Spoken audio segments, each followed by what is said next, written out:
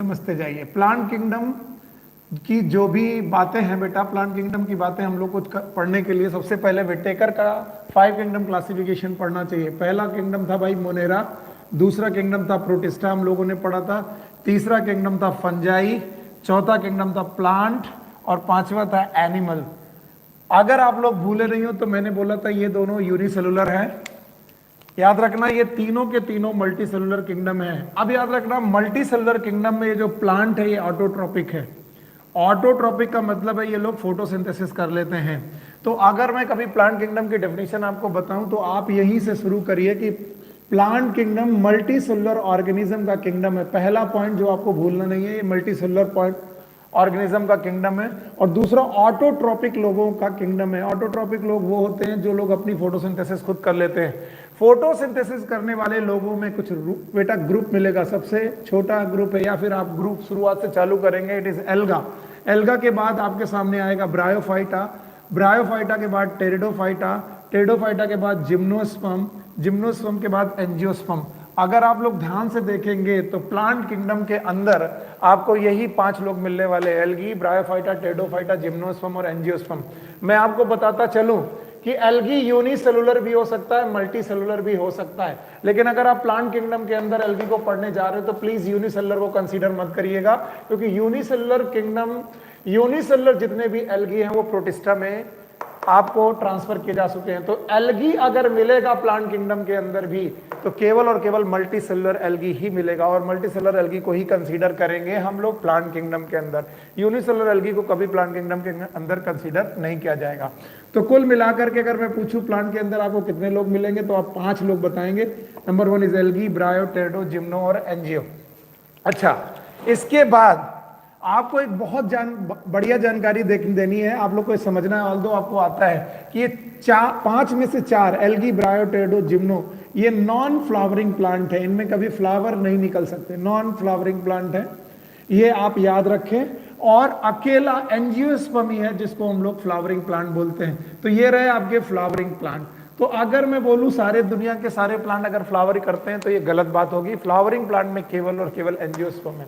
NCERT book ने क्या जबरदस्त कॉन्सेप्ट चालू किया। अगर मैं एनसीईआरटी लिखता तो मैं सोचता पहले मैं एल्गी पढ़ाऊं, फिर मैं ब्रायो पढ़ाऊं, फिर टेरिडो पढ़ाऊं, फिर जिम्नो पढ़ाऊं, फिर एंजियो पढ़ाऊं। लेकिन एनसीईआरटी ने किया क्या है कि उन्होंने एंजियोस्पर्म से शुरुआत की है। याद रखना, उन्होंने एल्गी छोड़ा, ब्रायो छोड़ा, टेरिडो छोड़ा, एंजियो छोड़ा, एंजियोस्पर्म के क्लासिफिकेशन से शुरुआत की है। तो चलिए मैं इसे मिटा रहा हूं, अब मेरे साथ जितनी बातें समझ में आई है बताइए। प्लांट किंगडम को पढ़ने के पहले हम लोग 5 किंगडम क्लासिफिकेशन पढ़ते हैं, 5 किंगडम के नाम आपको मालूम है। इसके बाद हमारे सामने प्लांट किंगडम आता है, एक मल्टी सेलुलर ऑर्गेनिज्म का ग्रुप है। ये ऑटोट्रॉपिक लोग हैं जो फोटोसिंथेसिस कर लेते हैं। फोटोसिंथेसिस करने वाले 5 लोगों में पहला एल्गी, दूसरा ब्रायो, तीसरा टेरिडो, चौथा जिम्नो, 5वां एंजियो। इनमें से एंजियो केवल फ्लावरिंग है, बाकी सब नॉन फ्लावरिंग है।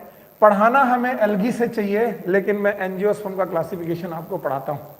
तो सबसे पहले ये जो क्लासिफिकेशन मैं लिखने जा रहा हूं, it is a classification of flowering plant only. Classification of flowering plant. अगर मैं बोलूं कि ये क्लासिफिकेशन सारे प्लांट पे लागू होगा तो आप गलत है, ये सारे प्लांट पे लागू नहीं होगा। 5 प्लांट में से केवल एक पे लागू होने का, एंजियोस्पर्म। और क्लासिफिकेशन ऑफ फ्लावरिंग प्लांट को हम लोग 3 ग्रुप में 3 बातों में पढ़ेंगे। एक तो हम लोग पढ़ेंगे आर्टिफिशियल क्लासिफिकेशन, सिंपल सा क्लासिफिकेशन है। दूसरा हम लोग पढ़ेंगे नेचुरल क्लासिफिकेशन, ओके। तीसरा हम लोग पढ़ेंगे आर्टिफिशियल क्लासिफिकेशन। अगर ये तीनों क्लासिफिकेशन हम सही ढंग से पढ़ लेंगे तो फिर हम लोग न्यू सिस्टमैटिक्स के 3 क्लासिफिकेशन और देखेंगे, जिनमें से एक है न्यूमेरिकल टेक्सोनॉमी। न्यूमेरिकल टेक्सोनॉमी आप भूलेंगे नहीं, एक है न्यूमेरिकल टेक्सोनॉमी, इसके अलावा एक है साइटो टेक्सोनॉमी, और इसके अलावा एक है बेटा कीमो टेक्सोनॉमी। तो जो लोग रट्टा मार सकते हैं, वैसे तो रट्टा मारने के लिए मैं हमेशा मना करता हूं, रटिए मत, लेकिन फिर भी अगर आप 6 पॉइंट एक साथ समझ सके तो बड़ा आसान हो जाएगा। क्लासिफिकेशन ऑफ फ्लावरिंग प्लांट में 3 पुराने क्लासिफिकेशन है, बोलिए मेरे साथ, आर्टिफिशियल, नेचुरल और आर्टिफिशियल, नेचुरल और phylogenetic. Sorry, it is phylogenetic classification, I am sorry. तो 3 तरीके के क्लासिफिकेशन, आर्टिफिशियल, नेचुरल और फाइलोजेनेटिक, और 3 न्यू क्लासिफिकेशन है, numerical taxonomy, cytotaxonomy, chemotaxonomy. और यहीं पर रुक करके सोचिए क्वेश्चन कैसे गलत होते हैं। मैं पूछूं कि क्या ये क्लासिफिकेशन प्लांट को क्लासिफाई करते हैं, आप सब लोग बोलेंगे हाँ, मैं बोलूंगा नहीं, ऑल्दो ये प्लांट को क्लासिफाई करते हैं लेकिन सारे प्लांट को क्लासिफाई नहीं करते। ये एल्गी को क्लासिफाई नहीं कर सकता, ये केवल और केवल एंजियोस्पर्म को क्लासिफाई कर सकता है। तो आपके सामने ये बात बहुत इंपॉर्टेंट हो जाती है कि जो क्लासिफिकेशन आप सीख रहे हैं, जो समझ रहे हैं, वो क्या है। तो सबसे पहले आर्टिफिशियल क्लासिफिकेशन समझने के लिए एंजियोस्पर्म प्लांट को समझना जरूरी है। किसी भी एंजियोस्पर्म प्लांट में रूट हो सकता है, स्टेम हो सकता है, इसके अलावा लीफ हो सकती है। अगर आप किसी भी पौधे को देखेंगे तो उसमें जड़, तना और पत्तियां हैं। इसके अलावा क्या हो सकते हैं, फ्लावर हो सकते हैं। फ्लावर के अलावा आपके पास फ्रूट हो सकते हैं और फ्रूट के अंदर सीड हो सकते हैं। तो मैं ये तीन लोग ऊपर रखता हूं, ये फ्लावर, फ्रूट और सीड, इन्हें मैं रिप्रोडक्टिव कैरेक्टर मानता हूं। These character are reproductive character. और बाकी तीन कैरेक्टर जो रूट, स्टेम, लीफ है, ये वेजिटेटिव कैरेक्टर माने जाते हैं। तो ये रहे वेजिटेटिव कैरेक्टर और ऊपर वाले कैरेक्टर है रिप्रोडक्टिव कैरेक्टर। अब मैं पूछूं व्हाट इज आर्टिफिशियल क्लासिफिकेशन, तो आर्टिफिशियल क्लासिफिकेशन वो क्लासिफिकेशन है, आप ध्यान समझिएगा, मे भी थोड़ा स्पीड पे लगे लेकिन फिर भी, आर्टिफिशियल सिस्टम ऑफ क्लासिफिकेशन वो क्लासिफिकेशन है जिसमें हम फ्यू कैरेक्टर लेते हैं, फ्यू कैरेक्टर्स, प्लांट के फ्यू कैरेक्टर लेते हैं, बहुत सारे कैरेक्टर नहीं लेते, एक या दो कैरेक्टर लेते हैं। और वो कैरेक्टर हम लोग ग्रॉस मॉर्फोलॉजी से लेते हैं, यानी हम लोग फाइन मॉर्फोलॉजी से नहीं लेते, वो कैरेक्टर ग्रॉस मॉर्फोलॉजी से लेते हैं। ग्रॉस मॉर्फोलॉजी का मतलब है या तो हम लोग रिप्रोडक्टिव मॉर्फोलॉजी के कैरेक्टर लेते हैं या तो वेजिटेटिव मॉर्फोलॉजी के कैरेक्टर लेते हैं। याद रखना, लिनियस नाम का साइंटिस्ट, आज तीसरी बार मैं लिनियस का नाम ले रहा हूं। पहले मैंने पढ़ाया था लिनियस का नाम बाइनोमियल नोमेनक्लेचर में, फिर पढ़ाया था मैंने आपको प्लांट किंगडम और एनिमल किंगडम, दो प्रकार के टू किंगडम सिस्टम में। आज तीसरी बार पढ़ा रहा हूं लीनियस। लीनियस ने आर्टिफिशियल सिस्टम ऑफ क्लासिफिकेशन एंड्रूसियम की बेसिस पर दे दिया। एंड्रूसियम की बेसिस पर इन्होंने क्लासिफाई कर दिया था दुनिया के जितने भी एंजियोस्पर्मिक प्लांट थे। तो याद रखना, आर्टिफिशियल सिस्टम ऑफ क्लासिफिकेशन में हम लोग ये क्लासिफिकेशन लीनियस को समर्पित करते हैं। इसके बाद नेचुरल सिस्टम ऑफ क्लासिफिकेशन आता है। दूसरा सिस्टम है नेचुरल सिस्टम ऑफ क्लासिफिकेशन। अगर मैं ये रिक्शे वाले को भी बताऊं कि भगवान ने हमें क्या दिया, हाथ पैर नाक, ये तो बोलेंगे यस भगवान ने हमें दिया। ऐसे मैं बोलूंगा कि प्लांट में क्या दिया, रूट स्टेम लीफ। ऊपर से दिखने में रूट स्टेम लीफ है, लेकिन क्या प्लांट के पास एनाटॉमी नहीं है? क्या प्लांट के बाद अल्ट्रा स्ट्रक्चर नहीं है? एम्ब्रियोलॉजी, अंदर के भी स्ट्रक्चर्स हैं। तो जब अंदर के स्ट्रक्चर की बात ही नहीं कर रहे हो तो आप नेचर की बात नहीं कर रहे हो। Natural system of classification take many character in consideration. बहुत सारे कैरेक्टर हम लोग कंसीडरेशन में लेते हैं, एक नहीं मैनी कैरेक्टर लेते हैं। और ये जो मैनी कैरेक्टर लेते हैं they are from ultrastructure. हम इन्हें अल्ट्रा स्ट्रक्चर से ले सकते हैं, हम लोग एनाटॉमी से ले सकते हैं ये कैरेक्टर, ये हम लोग उनकी बायोकेमिस्ट्री से ले सकते हैं, याद रखना। इसके अलावा हम लोग इनकी एम्ब्रियोलॉजी से कैरेक्टर ले सकते हैं। यानी भगवान ने जितना नेचर हमको दिया है एटसेट्रा, हर जगह से हम कैरेक्टर ले। अंतर देखें दोनों में, इसमें जो भी कैरेक्टर रहे वो केवल मॉर्फोलॉजी के कैरेक्टर थे, ओनली मॉर्फोलॉजी कैरेक्टर थे। यहां पर मॉर्फोलॉजी के साथ साथ एनाटॉमी का कैरेक्टर भी ले सकते हो, बायोकेमिस्ट्री का कैरेक्टर भी ले सकते हो, एम्ब्रियोलॉजी का कैरेक्टर भी ले सकते हो। तो यहां पर आप नेचर की बात कर रहे हैं, भगवान ने जो दिया सब की बात कर रहे हैं। और यहां पर हमारी मर्जी, हमारी जब मर्जी चलती है, इंसान की जब मर्जी चलती है तो हम लोग बोलते हैं भाई ये आर्टिफिशियल बात है। और जब नेचर की मर्जी चलती है तो हम लोग बोलते हैं नेचुरल सिस्टम ऑफ क्लासिफिकेशन। इसी को हम लोग नेचुरल एफिनिटी का नाम देते हैं, नेचुरल एफिनिटी। और नेचुरल सिस्टम ऑफ क्लासिफिकेशन देने वाले दो साइंटिस्ट थे, एक का नाम था बेंथम और दूसरे का नाम था हुकर। बेंथम एंड हुकर नाम के दो साइंटिस्ट ने मिलकर के नेचुरल सिस्टम ऑफ क्लासिफिकेशन आपको सामने डिफाइन कराया था। तो अब जल्दी जल्दी बताइए, तो ये सिस्टम जो था ये फेल क्यों हो गया? क्यों? क्योंकि ये इक्वल इंपॉर्टेंस, यानी artificial system classification equal importance देता था रिप्रोडक्टिव कैरेक्टर को भी और वेजिटेटिव कैरेक्टर को।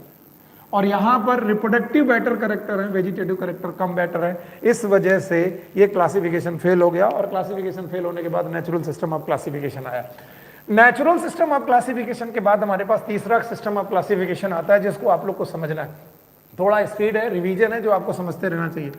फाइलोजेनेटिक सिस्टम ऑफ क्लासिफिकेशन, इसमें हम लोग इवोल्यूशनरी रिलेशनशिप लेते हैं। The classification which depend upon evolutionary relationship.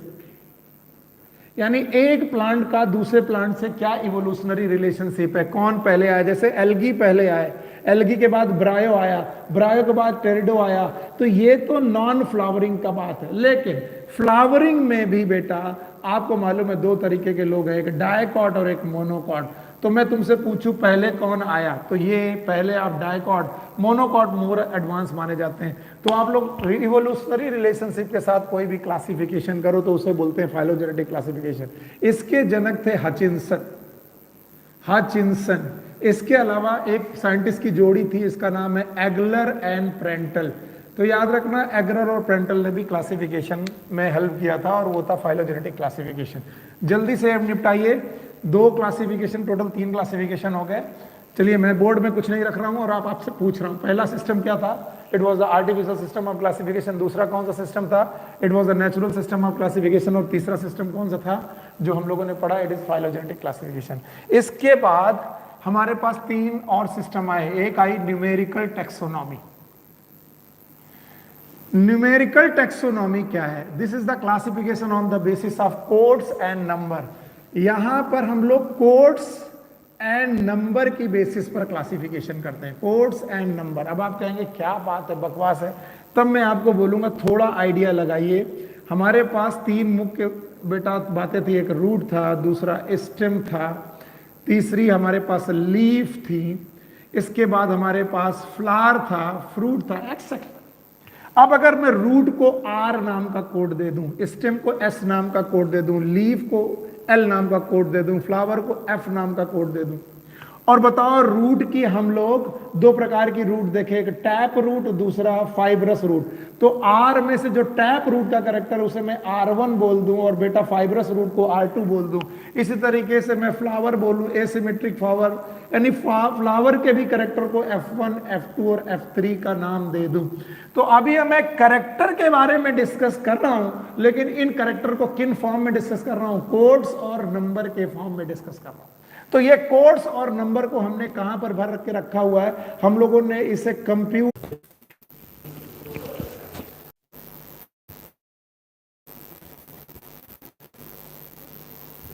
सारे बच्चे चले गए, 350-400 बच्चे थे, 40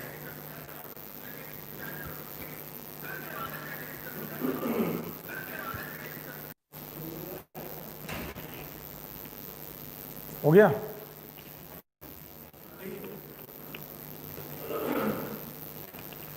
आया?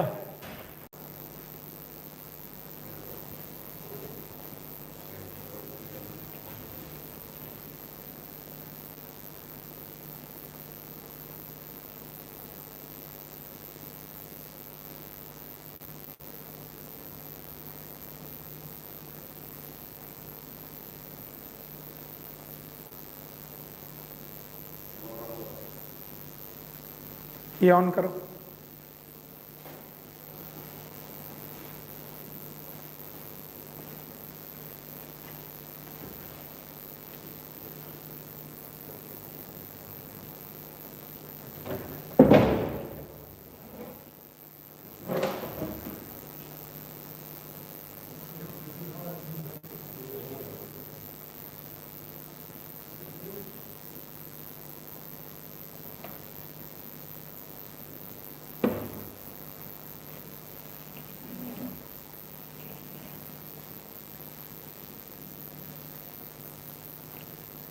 चलो कोई बात नहीं।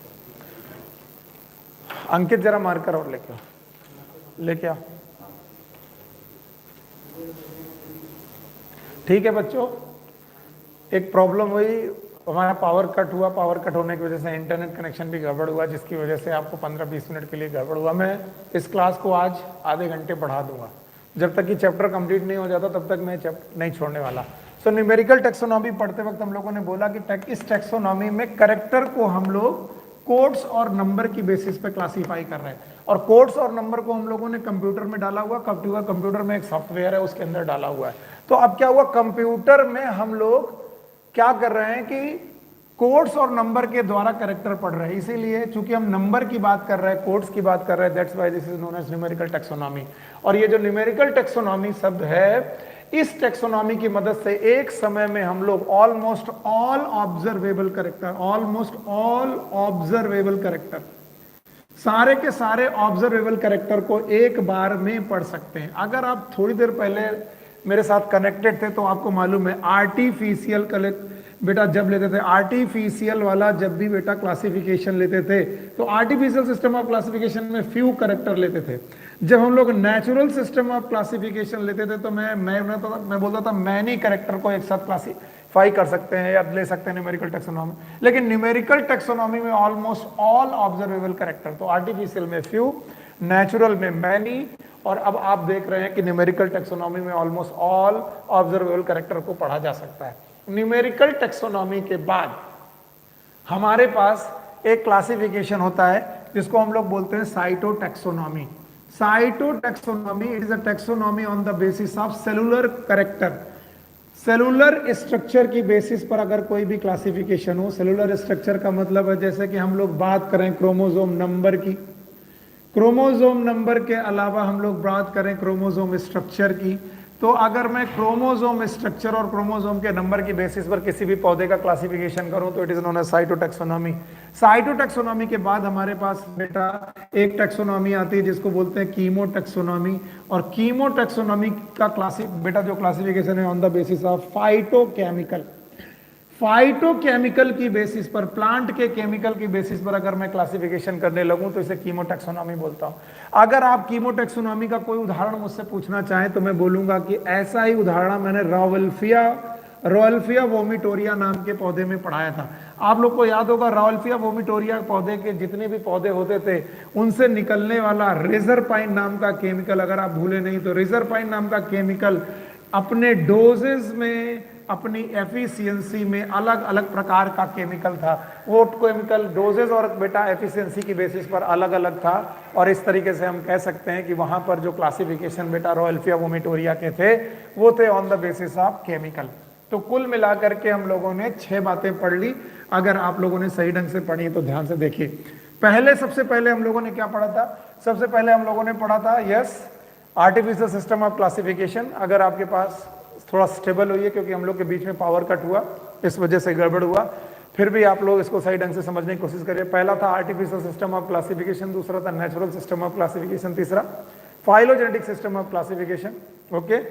चौथा तो जो था हमारे पास न्यूमेरिकल टेक्सोनॉमी थी, पांचवा हम लोगों ने पढ़ा साइटोटैक्सोनॉमी, और छठा कीमोटैक्सोनॉमी। अगर यहां तक पढ़ चुके हो तो हम लोग फिर से प्लांट किंगडम के 5 मेंबर के पास आते हैं।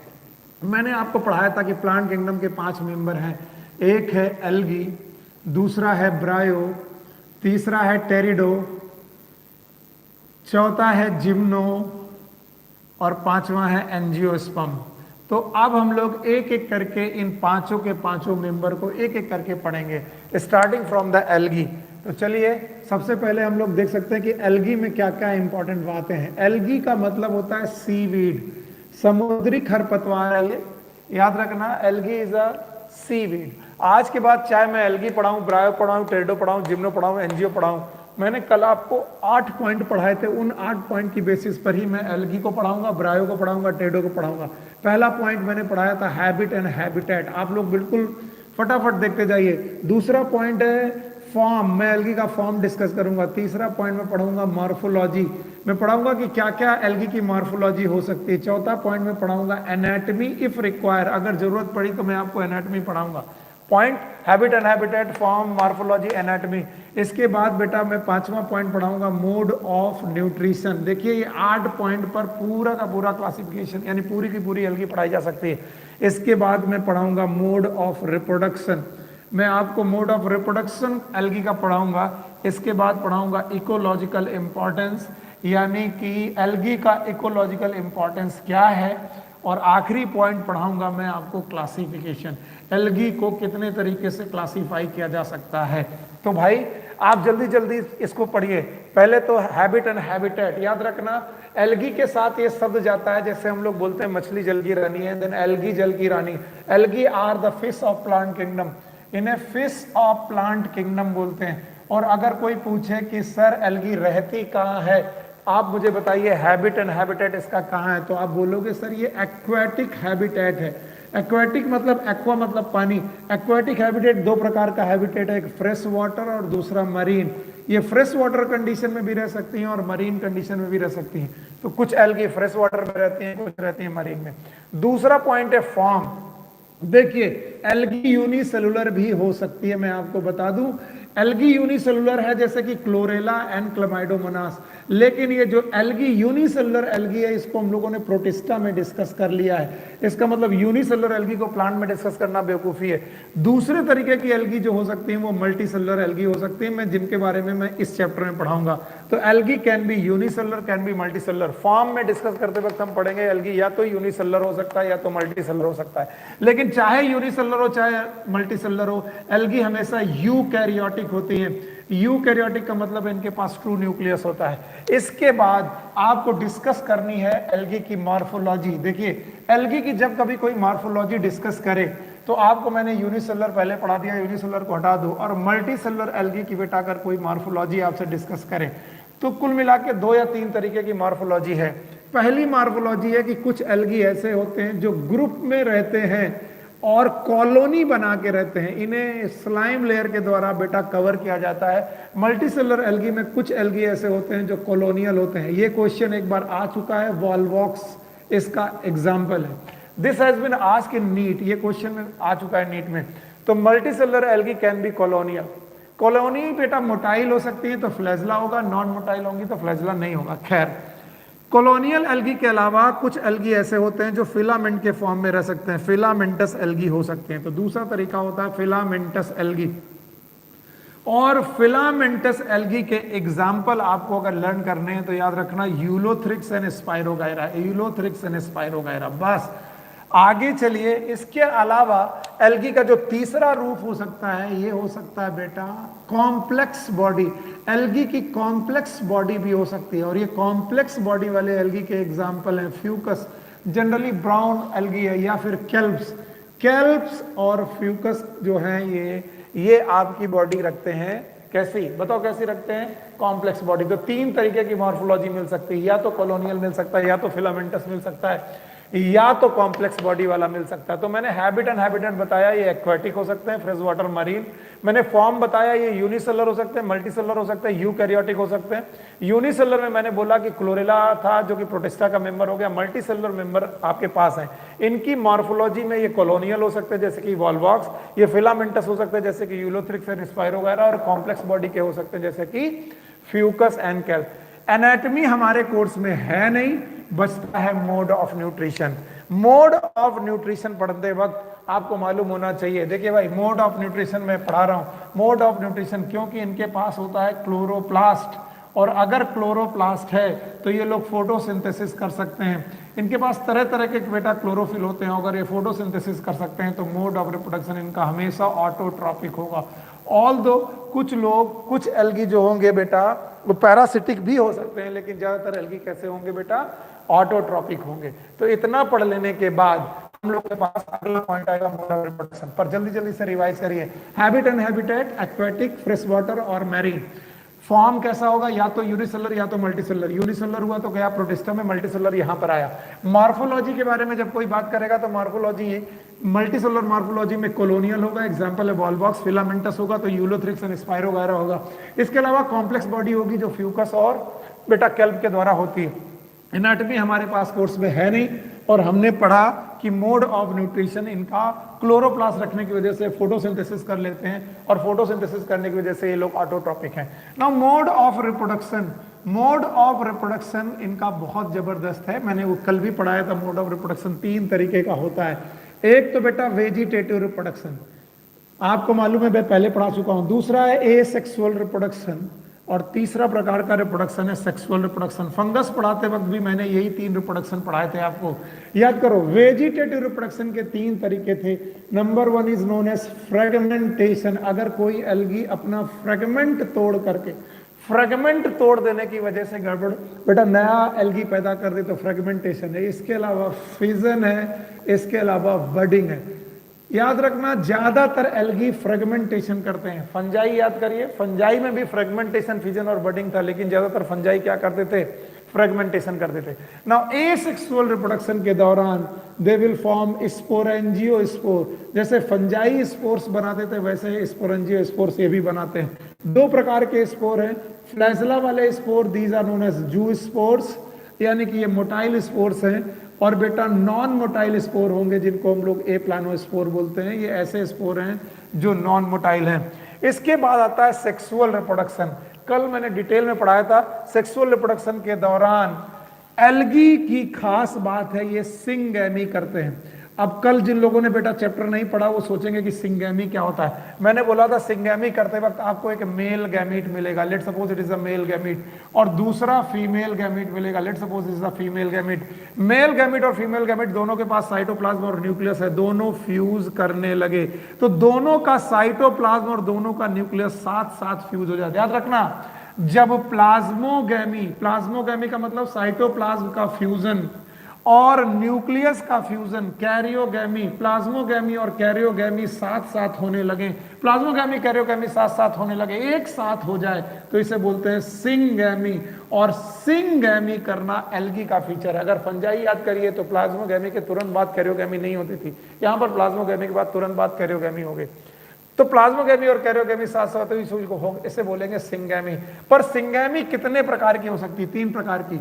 अगर मेल गैमीट के जैसा फीमेल गैमीट है, एग्जैक्ट सेम है, दोनों के दोनों मेल और फीमेल गैमीट बिल्कुल एक जैसे, एकदम एक जैसे, तो हम ऐसी सिंगैमी को बोलेंगे आइसोगैमस। आइसो मतलब दोनों गैमीट एक जैसे हैं और दोनों फ्यूज हो गए, इसे आइसोगैमस बोला गया। अगर बेटा मेल स्मॉलर है और मोटाइल है, फीमेल लार्जर है वो भी मोटाइल है, और दोनों आपस में फ्यूज हो रहे हैं, ये रहा फीमेल गैमीट, ये रहा मेल गैमीट, और यहां पर जाइगोट बन रहा, it is known as an isogamous, इसे बोलेंगे एन आइसोगैमस। Very good. और तीसरे तरीके का बेटा मेल तो मोटाइल है और फीमेल नॉन मोटाइल गैमीट है। मान लो ये फीमेल गैमीट है, ये मेल गैमीट है, तो मेल और फीमेल गैमीट फ्यूज हुए और अब जाइगोट बना, it is known as oogamous। अब आप ध्यान से देखें तो आपका जो सेक्सुअल रिप्रोडक्शन है वो सिंगैमी करता है, लेकिन सिंगैमी कितने प्रकार की? 3 प्रकार की, isogamous, anisogamous and oogamous। Isogamous syngamy का एग्जांपल भाई साहब यूलोथ्रिक्स हो सकता है, आपको याद रखना यूलोथ्रिक्स, लेकिन ये मोटाइल कंडीशन में हो सकता है। लेकिन नॉन मोटाइल गैमीट भी आइसोगैमस कंडीशन में फ्यूज हो सकते हैं। इसका एग्जांपल है स्पाइरोगाइरा। याद रहे, अगर तुम्हें याद रह जाए तो स्पाइरोगाइरा में मोटाइल स्टेज नहीं होती, तो नॉन मोटाइल आइसोगैमस का एग्जांपल है। आजकल यूडोरीना एग्जांपल आया है एनसीईआरटी में जो एनाइसोगैमस का एग्जांपल है, और oogamous का example it is Fucus and Volvox. तो आप देख लें, मैंने आपको रिप्रोडक्शन सेक्सुअल 3 प्रकार का पढ़ा दिया और तीनों आपके सामने है। पहला था वेजिटेटिव रिप्रोडक्शन, दूसरा था एसेक्सुअल रिप्रोडक्शन और तीसरा सेक्सुअल रिप्रोडक्शन। वेजिटेटिव रिप्रोडक्शन 3 प्रकार के आपको पढ़ाया, फ्रेगमेंटेशन, फिजन और बडिंग। एसेक्सुअल रिप्रोडक्शन में मैंने आपको पढ़ाया sporangiospore, motile spore is zoospore, non motile spore is aplanospore. Sexual reproduction के दौरान करने वाले लोग हैं सिंगैमी। सिंगैमी का मतलब होता है जब दोनों गैमीट की साइटोप्लाज्म और न्यूक्लियस साथ साथ फ्यूज हो जाए, प्लाज्मोगैमी और कैरियोगैमी साथ साथ हो जाए। सिंगैमी 3 प्रकार की, आइसोगैमस, आइसोगैमस में motile isogamous Ulothrix, non motile isogamous spirogyra. इसके बाद एनाइसोगैमस का एग्जांपल है यूडोरीना, और इसके बाद oogamous का एग्जांपल है Fucus and Volvox. Fucus and Volvox. तो हम लोगों ने 6 पॉइंट पढ़ लिए। कौन कौन से पॉइंट पढ़ लिए? Habit and habitat. आप भूल जाएंगे तो मुश्किल हो। Habit and habitat, form, morphology, yes, anatomy, mode of nutrition, mode of reproduction. इसके बाद आता है क्या? Ecological importance. एल्गी की इकोलॉजिकल इंपॉर्टेंस इस दुनिया में क्या है? एल्गी इस दुनिया में किस इंपॉर्टेंट काम के लिए आए हैं? देखो 6 पॉइंट एनसीईआरटी ने लिखे हैं, ओनली 6 पॉइंट जो एल्गी की इकोलॉजिकल इंपॉर्टेंस को बताते हैं। बोलते हैं almost 50% of world photosynthesis. Photosynthesis इस दुनिया में जितनी भी हो रही है उसका अकेला 50% काम एल्गी ही फोटोसिंथेसिस करते हैं। यानी इस दुनिया में जितनी भी फोटोसिंथेसिस हो रही है उसका 50% फोटोसिंथेसिस केवल कौन कर रहे हैं? एल्गी। और फोटोसिंथेसिस करने की वजह से ऑक्सीजन इवॉल्व हो रही है, तो ये ऑक्सीजन इवॉल्व कर रहे हैं, ये भी बड़ा बड़ा फायदेमंद चीज है कि ऑक्सीजन को ये इन्वायरमेंट में घोल रहे। तीसरा पॉइंट आपको याद रखना है, कई बार पूछा है, अगार अगार नाम का केमिकल, ये जेलिडियम और ग्रेसिलेरिया नाम के बेटा एल्गी निकालते हैं, जेलिडियम एंड ग्रेसिलेरिया नाम के एल्गी इसे निकालते हैं, तो ये भी हमें बेटा एल्गी से ही मिलता है। इसके अलावा आपको मालूम है कुछ है एडिबल एल्गी, एडिबल जिन्हें हम लोग खा रहे हैं, जिनमें से हम लोगों ने देखा था यस पोरफायरा था, यस आपकी बुक में एग्जाम्पल दिया है, इसके अलावा सारगैसम था। अब एनसीईआरटी बोलती है लगभग 70 स्पीसीज हैं ऐसी एल्गी की जो खाई जा सकती हैं, आप लोग याद रखेंगे। इसके अलावा इनसे हाइड्रोकोलाइड निकलते हैं, आप भूलेंगे नहीं, हाइड्रोकोलाइड्स, और इन हाइड्रोकोलाइड्स में से एक है बेटा एल्गिन, दूसरा है कैरेंजीन। याद रखना ये क्वेश्चन भी पूछा गया है, एल्गिन एंड कैरेंजीन। जहां पर मैं बोल दूं क्वेश्चन पूछा गया है वो बहुत इंपॉर्टेंट पार्ट, तो एल्गिन और कैरेंजीन नाम का जो सब्सटेंस है ये एल्गी से निकला है। एल्गिन निकला हुआ है बेटा ब्राउन एल्गी से, आप लोग याद रखें, और कैरेंजीन निकला हुआ है बेटा रेड एल्गी से। तो एक ब्राउन एल्गी से निकला है, दूसरा रेड एल्गी से निकाला गया है। तो एक काम 2 3 4 और इसके अलावा 5, छठा काम याद रखना कि ये प्रोटीन के अच्छे सोर्स हैं। एक है क्लोरेला, क्लोरेला नाम का एल्गी, ऑल्दो ये यूनिसेलुलर है, इसको प्लांट किंगडम में डिस्कस नहीं करना चाहिए, लेकिन एल्गी में डिस्कस कर रहे हैं तो कर ले रहे हैं। इसके अलावा स्पाइरुलिना, फिर से मैं बता दूं स्पाइरुलिना BGA है, ब्लू ग्रीन एल्गी है, ये एल्गी नहीं है, रियल एल्गी नहीं है, साइनोबैक्टीरिया, लेकिन ये दोनों सिंगल सेल प्रोटीन का काम करते हैं। सिंगल सेल प्रोटीन ये आपको पढ़ाई गई होगी SCP, ये प्रोटीन का अच्छा सोर्स है, इतना अच्छा सोर्स है कि एस्ट्रोनॉट्स जो अंतरिक्ष यात्री हैं ये इसे अपने साथ लेकर के जाते हैं। तो 6 बेटा इकोलॉजिकल और इकोनॉमिकल इंपॉर्टेंस आपके सामने मैंने पढ़ा दी, और इन इकोलॉजिकल और इकोनॉमिकल इंपॉर्टेंस को पढ़ने के बाद आप लोग इनका क्लासिफिकेशन पढ़ लें।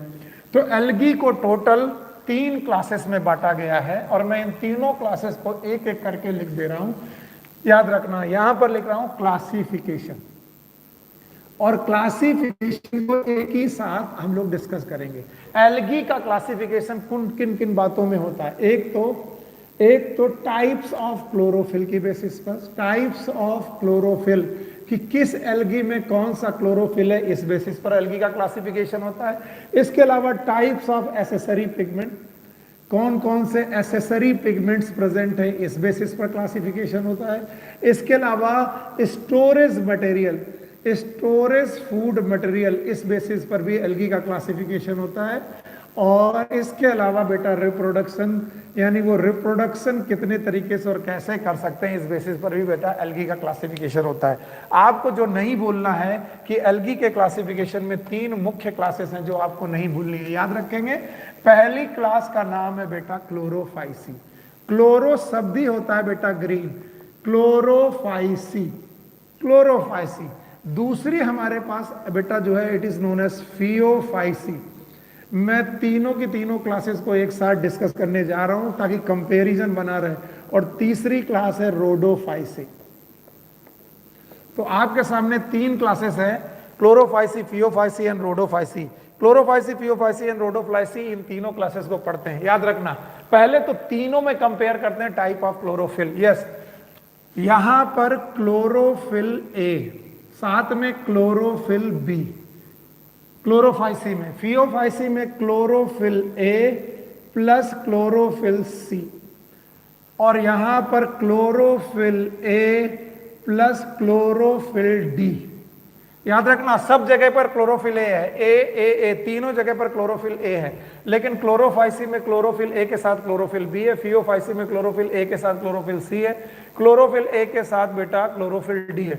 इसके बाद एसेसरी पिगमेंट, कौन कौन से एसेसरी पिगमेंट है, याद रखना। यहां पर है बीटा कैरोटीन नाम का एसेसरी पिगमेंट जो आप कभी नहीं भूलेंगे। इसके अलावा यहां पर है फ्यूकोजेंथिन नाम का पिगमेंट, और इसके अलावा ज़ैंथोफिल नाम का पिगमेंट है, फ्यूकोजेंथिल और ज़ैंथोफिल नाम का पिगमेंट है। और रोडोफाइसी में आर फाइकोइरेथ्रिन नाम का पिगमेंट है, आर फाइकोइरेथ्रिन, आप भूलेंगे नहीं, याद रखना। इसके बाद जो आप लोगों को चीजें याद रखनी है इनकी बेटा, वही 8 पॉइंट, हैबिट एंड हैबिटेट, याद रखना। ये फ्रेश वाटर में भी पाए जाते हैं, आप भूलेंगे नहीं, और ये मैरीन वाटर में भी पाए जाते हैं। फियोफाइसी मोस्टली मैरीन है, rarely fresh water, mostly marine है। और बेटा रोडोफाइसी भी मोस्टली मैरीन है। आपको ये याद रखना पड़ेगा, तीनों में से एक बंदा ऐसा है जो फ्रेश वाटर और मैरीन दोनों जगह है, वो कौन है? क्लोरोफाइसी। मैं सारे कैरेक्टर एक साथ लिखने की कोशिश कर रहा हूं ताकि कंपेयर हो जाए। याद रखना, फॉर्म में Chlorophyceae can be unicellular you by see और कैन बी मल्टीसेलुलर, ये यूनिसेलुलर और मल्टीसेलुलर दोनों हो सकते हैं।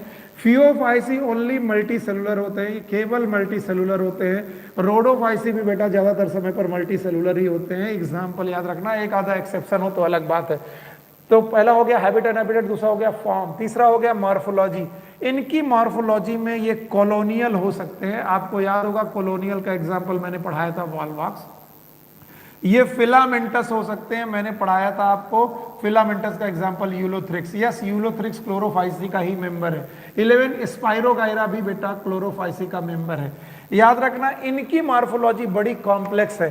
फियोफाइसी के मेंबर में बेटा सबस्ट्रेटम से अटैच होने वाला स्ट्रक्चर होता है होल्ड फास्ट। इनके पास होल्ड फास्ट नाम का मटेरियल होता है। इसके अलावा आपको मालूम है इनमें फ्रॉन्ट्स पाई जाते हैं, लीफ लाइक स्ट्रक्चर है जिन्हें बोलते हैं हम लोग फ्रॉन्ट्स। इसके अलावा स्टाइप नाम का स्ट्रक्चर पाता है, यानी इनकी बॉडी जो है वो कॉम्प्लेक्स है। और याद रखना, रोडोफाइसी की बॉडी भी कॉम्प्लेक्स बॉडी होती है। They also have complex body, भूलना नहीं और जल्दी जल्दी आगे बढ़ो। याद रखो, इनमें कॉलोनियल हो सकते हैं, फिलामेंटस हो सकते हैं, लेकिन इनमें इनकी बॉडी जो हो सकती है वो कॉम्प्लेक्स बॉडी हो सकती है, जिसमें 3 पार्ट हो सकते हैं, होल्ड फास्ट, स्टाइप एंड फ्रॉन्ट्स। और इनकी बॉडी कैसे हो सकती है? कॉम्प्लेक्स। अच्छा, अब मोड ऑफ न्यूट्रिशन और स्टोरेज फूड मटेरियल, ध्यान से सुने। इनका जो स्टोरेज फूड मटेरियल है, क्लोरोफाइसी का जो स्टोरेज फूड मटेरियल है, ये है स्टार्च या फिर पायरिनॉइड बॉडी। आप भूलेंगे नहीं, स्टार्च और पायरिनॉइड बॉडी। फियोफाइसी के मेंबर का जो स्टोरेज फूड मटेरियल है, it is known as laminarin. Laminarin और एक अल्कोहल जिसको आप नहीं भूलेंगे, it is known as mannitol. Alcohol इनके पास मैनिटॉल है। और याद रखना, इनमें फ्लोरिडियन स्टार्च नाम का स्टोरेज मटेरियल है, फ्लोरिडियन स्टार्च नाम का स्टोरेज मटेरियल है। ये भी आप नहीं भूलें तो अच्छा रहेगा। अच्छा, मोड ऑफ न्यूट्रिशन के बाद मोड ऑफ रिप्रोडक्शन आता है।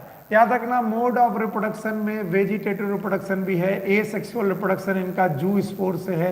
ये लोग जू स्पोर से एसेक्सुअल रिप्रोडक्शन कर लेते हैं। इसके अलावा सेक्सुअल रिप्रोडक्शन भी है, और सेक्सुअल रिप्रोडक्शन में ये तीनों प्रकार की सिंगैमी रखते हैं, यानी ये आइसोगैमस भी होते हैं, एनआइसोगैमस भी होते हैं और ऊगैमस भी होते हैं। बस अंतर रखने वाली बात क्या है, जिस समय आइसोगैमस होते हैं इनके गैमीट में फ्लैजला पाए जाते हैं। क्या पाए जाते हैं? फ्लैजला। अगर फ्लैजला पाए जा रहे हैं तो इनके गैमीट होंगे मोटाइल। बस ये फ्लैजला का नंबर और फ्लैजला की पोजीशन आपको याद रखनी, जिससे क्वेश्चन बनेगा। क्या याद रखना है जिससे क्वेश्चन बनेगा? याद रखना, इनके जो फ्लैजला है, ये लो मैं यहां लिख दे रहा हूं फ्लैजला।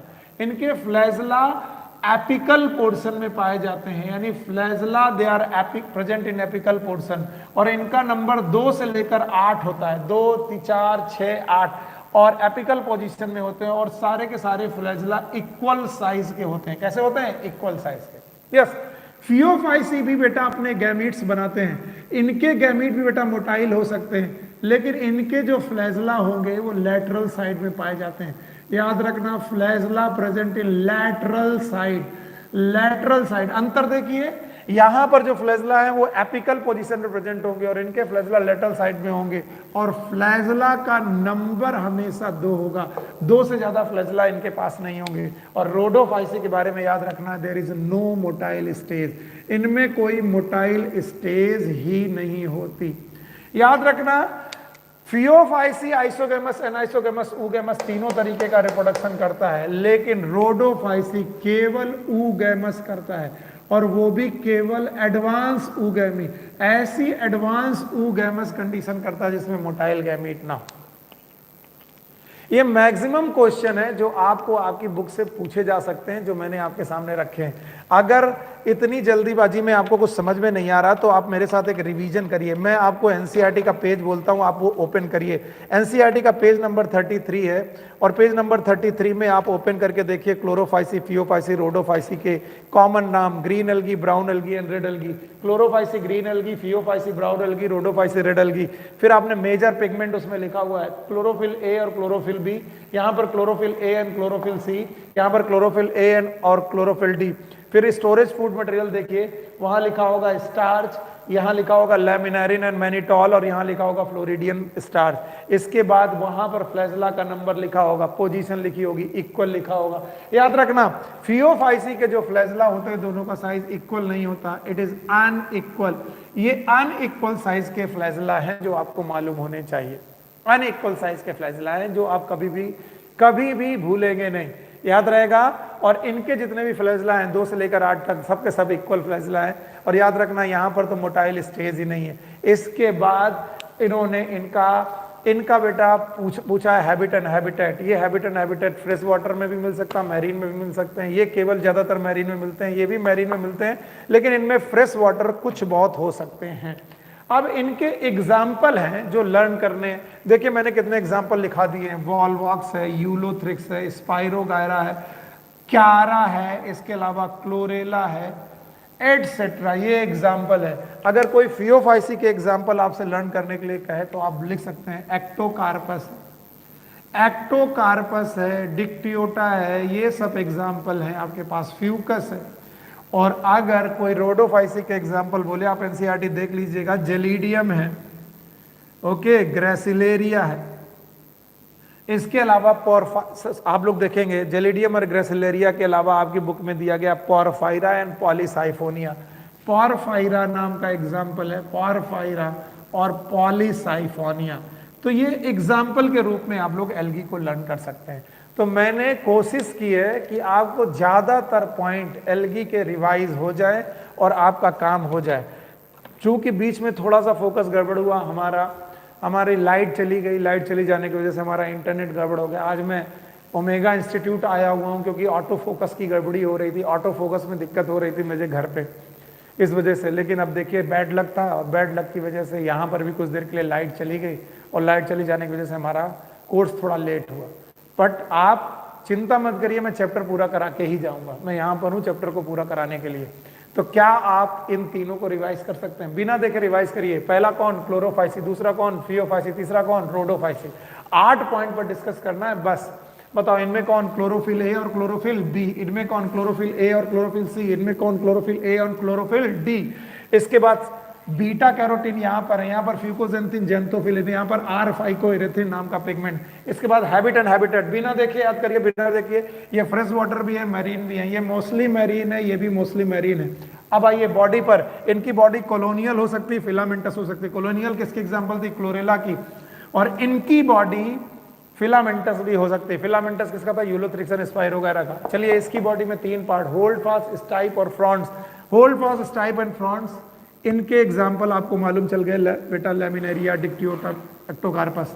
इसके बाद फॉर्म के बाद मॉर्फोलॉजी, एनाटॉमी। देखो इनका स्टोरेज मटेरियल, क्लोरोफाइसी का स्टोरेज मटेरियल था स्टार्च, इनका एग्जाम्पल था मैनिटॉल और लैमिनेरिन, और इनका एग्जाम्पल था फ्लोरिडियन स्टार्च। इसके बाद रिप्रोडक्शन पढ़ाते वक्त मैंने आपको पढ़ाया गैमीट में फ्लैजेला का नंबर, क्लोरोफाइसी में फ्लैजेला का नंबर 2 से लेकर 8 तक, एपिकल और इक्वल।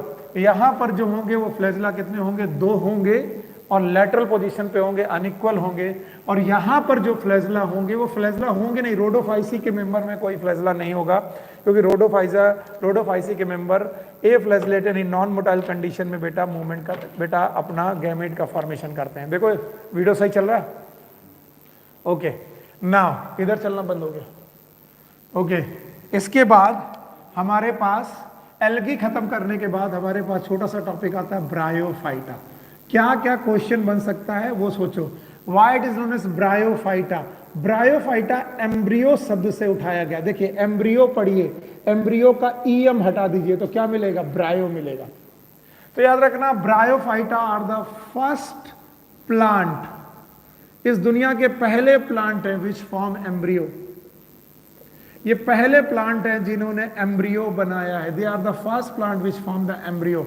इनके पहले किसी ने एम्ब्रियो नहीं बनाया था। कोई पूछे एल्गी में एम्ब्रियो है? नहीं है। पूछे कोई फंजाई एम्ब्रियो बनाते हैं? नहीं बनाते। ना एल्गी एम्ब्रियो बनाता है ना फंजाई एम्ब्रियो बनाता है। सो ब्रायोफाइटा का मेंबर ही पहला प्लांट है जिसने एम्ब्रियो बनाया। याद रखना एम्ब्रियो शब्द से ही ब्रायो शब्द उठाया गया, कभी मत भूलिएगा। याद रखना एम्ब्रियोफाइटा के बारे में आपको क्या क्या बातें मालूम होनी चाहिए। देखो ये मल्टी सेलुलर है, एल्गी केवल यूनिसेलुलर थे, मल्टी सेलुलर है। याद रखना ये यूकैरियोटिक ऑर्गेनिज्म है, मल्टी सेलुलर यूकैरियोटिक ऑर्गेनिज्म है और ऑटोट्रोपिक ऑर्गेनिज्म है, यानी अपनी फोटोसिंथेसिस खुद कर लेता है। ये पहला प्लांट है जिसने एम्ब्रियो बनाया। याद रखना जब इनके हैबिट एंड हैबिटेट की बात करेंगे, ध्यान से सुनो, 8 पॉइंट वही है। पहला point habit and habitat. Habit and habitat में बात करते हुए बोलेंगे फर्स्ट लैंड प्लांट है ये पहला लैंड प्लांट है। याद करो इसके पहले एल्गी कहां पर रहते थे? पानी में रहते थे। तो एल्गी के बाद ब्रायोफाइटा आता है। ब्रायोफाइटा ने पानी से बाहर निकलकर लैंड में ट्राई किया कि लैंड में जाते हैं, लेकिन ये लैंड पे सक्सेस नहीं हुए। लैंड में सक्सेस नहीं हुए क्योंकि इन्हें वाटर की जरूरत पड़ती रहती। They require water for sexual reproduction. इन्हें सेक्सुअल रिप्रोडक्शन करने के लिए पानी की जरूरत पड़ती है। तो याद रखना इनकी कुछ स्टेज वाटर में भी रहती है, यानी ये लैंड में भी रहते हैं और वाटर में भी रहते हैं। जो दोनों जगह रहे, यानी जमीन में भी रहे और पानी में भी रहे, तो दो जगह जीवन गुजारता है। That's why they are known as amphi. Amphi मतलब बोथ, बियन मतलब life, amphibians of plant kingdom. Plant kingdom ये मेढकों की तरह है। मेढक जमीन में कितनी भी दूर गुजर जाए, कहीं भी निकल जाए, लेकिन मेढक जिस समय पर रिप्रोडक्शन कर रहा होगा, एग लेइंग कर रहा होगा, उसे पानी में आना पड़ेगा। ठीक वैसे ही बेटा ब्रायोफाइटा के मेंबर है, वो लैंड में कहीं पर भी रहें, लेकिन बेटा लैंड से उन्हें वाटर की तरफ आना ही पड़ेगा। इसीलिए इनका हैबिट एंड हैबिटेट मॉइस्चरस प्लेस पर होता है। मॉइस्चरस प्लेस, जहां पर भी मॉइस्चर मिल जाएगा ब्रायोफाइटा वहीं पर मिलेंगे। सिंपल पॉइंट है। दो क्वेश्चन सिंपल क्वेश्चन है जो आपसे ऐसे ही पूछे जाएंगे। मैं देखो धीरे धीरे पढ़ा रहा हूं। ब्रायोफाइटा का नाम ब्रायोफाइटा ही क्यों है? क्योंकि ये एम्ब्रियो शब्द से उठाया गया। एम्ब्रियो, एम्ब्रियो में से ईएम हटाओ तो ब्रायो बचेगा। ये पहले प्लांट है जिन्होंने एम्ब्रियो बनाया। इसके पहले किसी ने एम्ब्रियो नहीं बनाया था, चाहे वो एल्गी हो चाहे फंजाई, इन्होंने एम्ब्रियो नहीं बनाया था। ये मल्टी सेलुलर ऑर्गेनिज्म है, यूकैरियोटिक ऑर्गेनिज्म है, ऑटोट्रोपिक ऑर्गेनिज्म है। याद रहे इनका हैबिट एंड हैबिटेट, ये पहले लैंड प्लांट है, जमीन में आने वाले पहले पौधे हैं, लेकिन पानी की तरफ वापस लौटते हैं। पानी की तरफ वापस लौटते हैं फॉर द सेक्सुअल रिप्रोडक्शन, और सेक्सुअल रिप्रोडक्शन करने की वजह से पानी में आते हैं। इसलिए दोनों जगह रहते हैं, लैंड में भी और वाटर में भी। लैंड और वाटर में दोनों जगह पर रहने की वजह से इनको बोलते हैं amphibian of plant kingdom. Yes, whatever you are doing stop and concept of plant kingdom को आप लोग बहुत ज्यादा तरीके से समझिए, वरना प्लांट किंगडम का अगर कॉन्सेप्ट आपको समझ में नहीं आया तो आप कुछ नहीं समझ पाएंगे। याद रखना प्लांट दुनिया में दो प्रकार के पाए जाते हैं। One is known as gametophyte, भूलिएगा मत। One is known as gametophyte, another is known as sporophyte. इस दुनिया में प्लांट दो प्रकार के हैं। One is known as gametophyte, another one is known as sporophyte. Gametophyte वो प्लांट है जो गैमीट फॉर्मिंग है। ये दुनिया में गैमीट बनाने आए हैं, गैमीट के अलावा इनको और कुछ बनाना नहीं आता। गैमीट बनाने की वजह से इन गैमीटोफाइट में दो प्रकार के बेटा रिप्रोडक्टिव ऑर्गन होते हैं। एक है एंथ्रीडिया, इनके पास एंथ्रीडिया नाम का रिप्रोडक्टिव ऑर्गन होता है, और आर्कीगोनिया नाम का भी एक रिप्रोडक्टिव ऑर्गन होता है। एंथ्रीडिया जो ऑर्गन है बेटा वो मेल रिप्रोडक्टिव ऑर्गन है, और आर्कीगोनिया वो फीमेल रिप्रोडक्टिव ऑर्गन है, क्योंकि गैमीट बनाने के लिए you need reproductive organ. So gametophyte. और दुनिया में दूसरे प्रकार के जो प्लांट हैं वो हैं, इन्हें बोलते हैं हम लोग स्पोरोफाइट। ये है स्पोरोफाइट, और स्पोरोफाइट का नाम ही स्पोरोफाइट है। स्पोरो मतलब स्पोर फॉर्मिंग प्लांट। ये दुनिया में स्पोर बनाने के लिए आए हैं, गैमीट बनाने के लिए नहीं आए। तो बताओ कितने प्रकार के प्लांट आप दुनिया में देख रहे हैं? एक है गैमीटोफाइट और दूसरे हैं स्पोरोफाइट। गैमीटोफाइट हैप्लॉइड होते हैं और स्पोरोफाइट डिप्लॉइड होते हैं। ये है कॉन्सेप्ट प्लांट किंगडम का, अगर आप ना भूलें। तो जब भी कभी भी आपको गैमीटोफाइट दिखाई पड़े, जब भी कभी आपसे पूछा जाए कि गैमीटोफाइट नाम का एक प्लांट आया, तो उसमें आप ढूंढिए एंथ्रीडिया और आर्कीगोनिया। एंथ्रीडिया से बनेगा मेल गैमीट, ये रहा male gamete, suppose male gamete. Archegonia से बनेगा फीमेल गैमीट, और मेल गैमिट और फीमेल गैमिट का होगा फर्टिलाइजेशन, भूलिएगा मत, it is known as fertilisation. Fertilisation के बाद बनेगा जाइगोट। एक रूल के अनुसार गैमीट इज ऑलवेज हैप्लॉइड, चाहे मेल गैमीट हो चाहे फीमेल गैमीट हो, these are the haploid gamete. और फर्टिलाइजेशन के बाद जाइगोट बनेगा, इट इज डिप्लॉइड। जाइगोट में होगी माइटोसिस, शब्द याद रखिएगा माइटोसिस। अगर माइटोसिस हो गई तो बनेगा एम्ब्रियो। तो अगर माइटोसिस हुई तो क्रोमोसोम का नंबर सेम, जाइगोट 2n तो एम्ब्रियो भी 2n। और एक बार एम्ब्रियो बेटा बन जाए तो एम्ब्रियो विल जर्मिनेट, याद रहेगा, embryo will germinate to form sporophyte. तो देखिए गैमीटोफाइट n था, गैमीट भी n थे, दो n आपस में जुड़े, 2n जाइगोट बना, जाइगोट से बन गया स्पोरोफाइट और स्पोरोफाइट 2n हो गया। अब याद रखना दुनिया का कोई भी स्पोरोफाइट हो, एक रूल के अनुसार उसके पास दुनिया का कोई भी स्पोरोफाइट हो, ब्रायोफाइटा को छोड़ करके दुनिया का कोई भी स्पोरोफाइट हो, उसमें होंगी रूट, उसमें होंगे स्टेम और उसमें होंगी लीफ, याद रखना। और वो 2n स्ट्रक्चर होगा स्पोरोफाइट। दुनिया का कोई भी स्पोरोफाइट मिल जाए एक्सेप्ट ब्रायोफाइटा, क्योंकि ब्रायोफाइटा में फुट, सीटा और कैप्सूल होते हैं।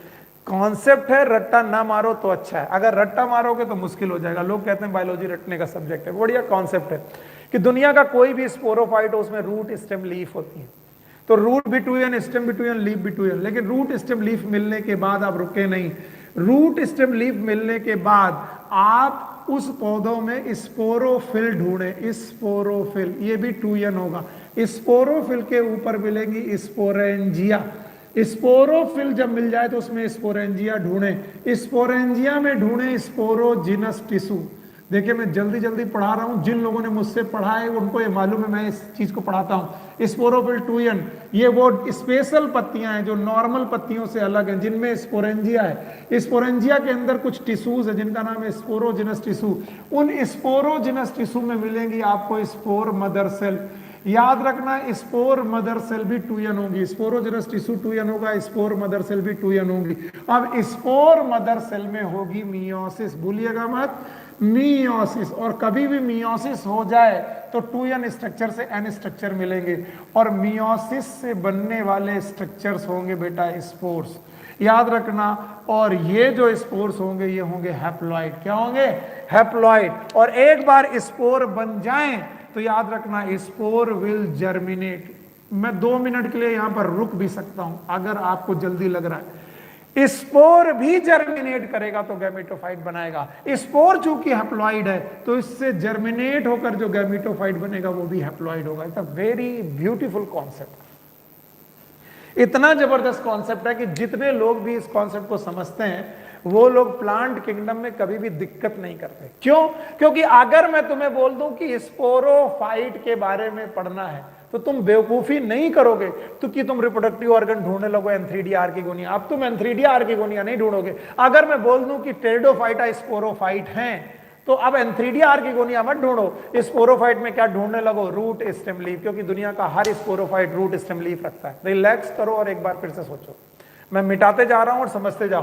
बोलो प्लांट कितने प्रकार के, 2 प्रकार के, one is known as gametophyte, another one is known as sporophyte. Gametophyte वो जिनको गैमीट बनाना है, स्पोरोफाइट वो जिनको स्पोर बनाना है। गैमीटोफाइट गैमीट फॉर्मिंग है, गैमीट बनाने वाले प्लांट के पास 2 तरीके के लोग रिप्रोडक्टिव ऑर्गन, एक एंथ्रीडिया और एक आर्किगोनिया। एंथ्रीडिया से मेल गैमेट, आर्किगोनिया से फीमेल गैमेट, दोनों फ्यूज हुए, फर्टिलाइजेशन हुआ, जाइगोट बना, जाइगोट 2n में माइटोसिस हुई, एम्ब्रियो बना, एम्ब्रियो जर्मिनेट किया। देखना 2 जगह जर्मिनेशन हो रहा है, स्पोर जर्मिनेट कर रहा है, एम्ब्रियो जर्मिनेट कर रहा है। स्पोरोफाइट, दुनिया का कोई भी स्पोरोफाइट हो, रूट स्टेम लीफ, लेकिन कसम खा लो रूट स्टेम लीफ पर रुकना नहीं है, बल्कि जैसे ही रूट स्टेम लीफ मिल जाए ढूंढना है स्पोरोफिल, स्पेशल पत्तियां, उनमें sporangia, sporogenous tissue, spore mother cell, meiosis.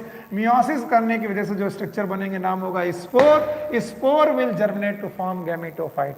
अब तुम्हें लगा होगा कि मैं ब्रायोफाइटा पढ़ाते वक्त तुम्हें ये सब क्यों पढ़ा रहा हूं, क्योंकि अब मुझे डर नहीं है। मैं इतना लिख दूं कि ब्रायोफाइटा इज गैमेटोफाइट।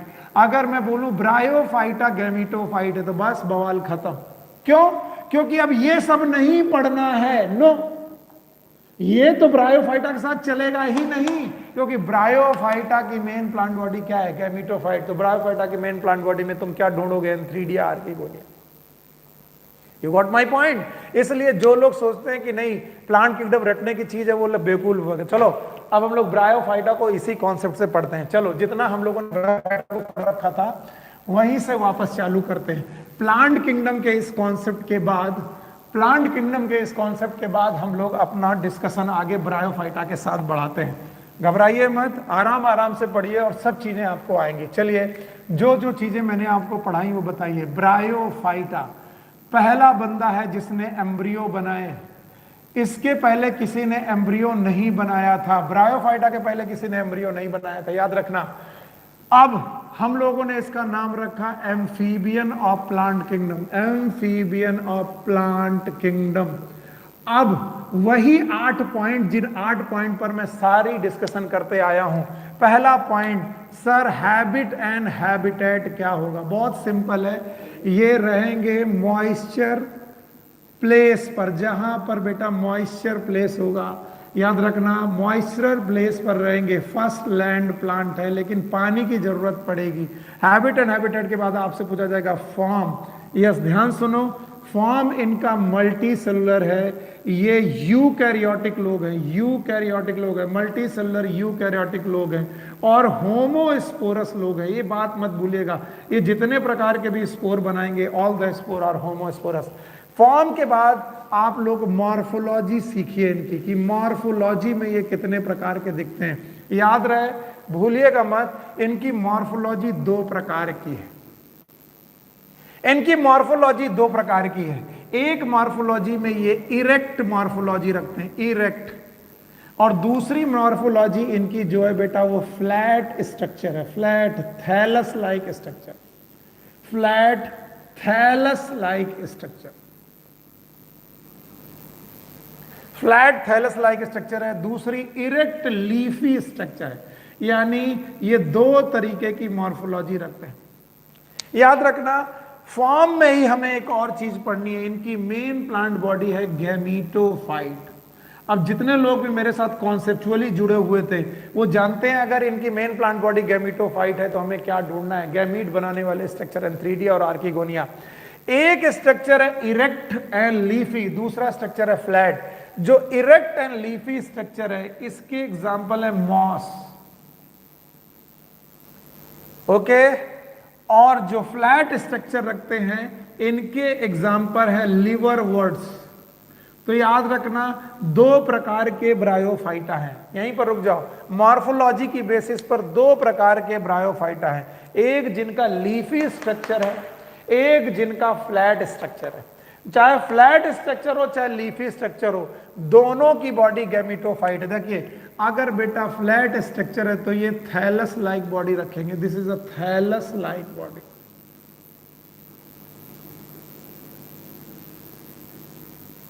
अगर फ्लैट स्ट्रक्चर रखते हैं, और अगर लीफी स्ट्रक्चर रखते हैं तो ये कैसा स्ट्रक्चर रखते हैं? Root like structure. याद रखना, रूट नहीं, रूट लाइक स्ट्रक्चर रखेंगे, स्टेम लाइक स्ट्रक्चर रखेंगे, स्टेम लाइक, रूट लाइक, और इसके अलावा लीफ लाइक स्ट्रक्चर रखेंगे।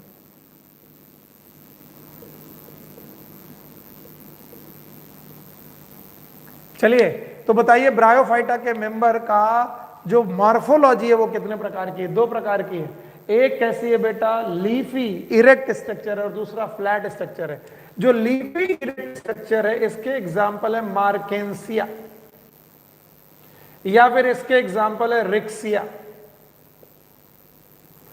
और जो मॉस वाला स्ट्रक्चर है वो एक लीफी है, root like, stem like, leaf like. अगर ना दिख रहा हो तो मैं दोबारा बनाता हूं, आप लोग ध्यान से देखिए। इनकी बॉडी में नीचे ग्राउंड की तरफ रूट लाइक स्ट्रक्चर है। रूट नहीं है, याद रखना, रूट शब्द तब तक नहीं आएगा जब तक बॉडी 2n ना हो जाए, और इनकी बॉडी n है क्योंकि ये गैमीटोफाइट है, तो रूट लाइक। इसके अलावा इनकी ऊपर वाली बॉडी जो होगी वो स्टेम लाइक होगी, स्टेम लाइक, और इस स्टेम लाइक बॉडी में बेटा लीफ लाइक स्ट्रक्चर प्रेजेंट होंगे, leaf like, leaf like structure present होंगे।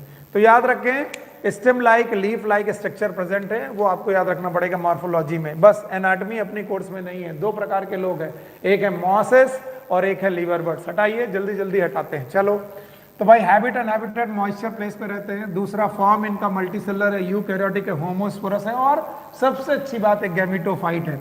गैमेटोफाइट है, इसका मतलब इनकी प्लांट बॉडी हैप्लॉइड है।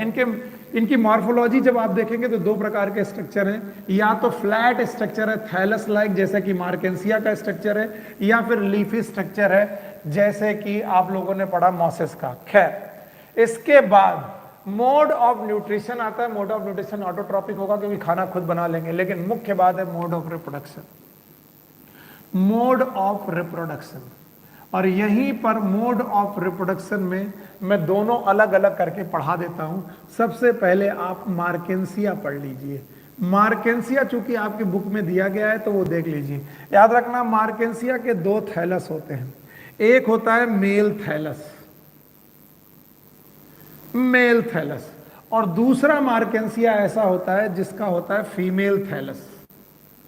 अब मेल थैलस और फीमेल थैलस क्यों बोला गया है? क्योंकि मालूम है मार्केंसिया गैमीटोफाइट है, और गैमीटोफाइट है तो इस दुनिया में गैमीट बनाया है, और गैमीट बनाने आया है तो रिप्रोडक्टिव ऑर्गन होगा। रिप्रोडक्टिव ऑर्गन दो ही होते हैं, एक एंथ्रीडिया और एक आर्किगोनिया। तो याद रखना, मेल थैलस में एंथ्रीडियो4 पाया जाता है, एंथ्रीडियो4, और इसी एंथ्रीडियो4 से बेटा गैमीट बनेगा एंथ्रीडिया, और फीमेल थैलस में बनेगा आर्किगोनियो4, आर्किगोनियो4। तो दो भाई एंथ्रीडियो4 हो गया, आर्किगोनियो4 हो गया।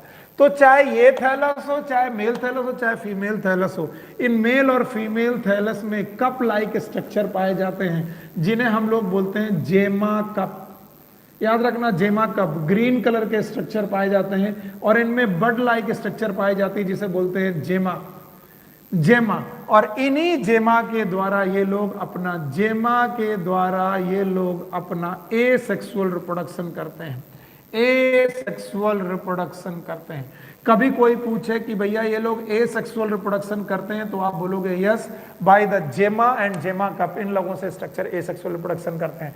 तो याद रखना, फ्रेगमेंटेशन कर सकता है, यानी कि एक थैलस का फ्रेगमेंट टूट जाए तो नया थैलस बन सकता है, फिजन कर सकता है, इसके अलावा बडिंग कर सकता है। मार्केंसिया फ्रेगमेंटेशन, फिजन और बडिंग के अलावा ये जेमा भी बना सकता है, जेमा।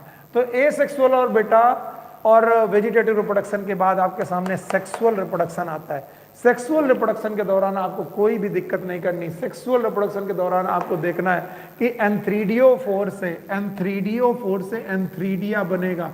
एंथ्रीडिया एक गैमीट है, सॉरी,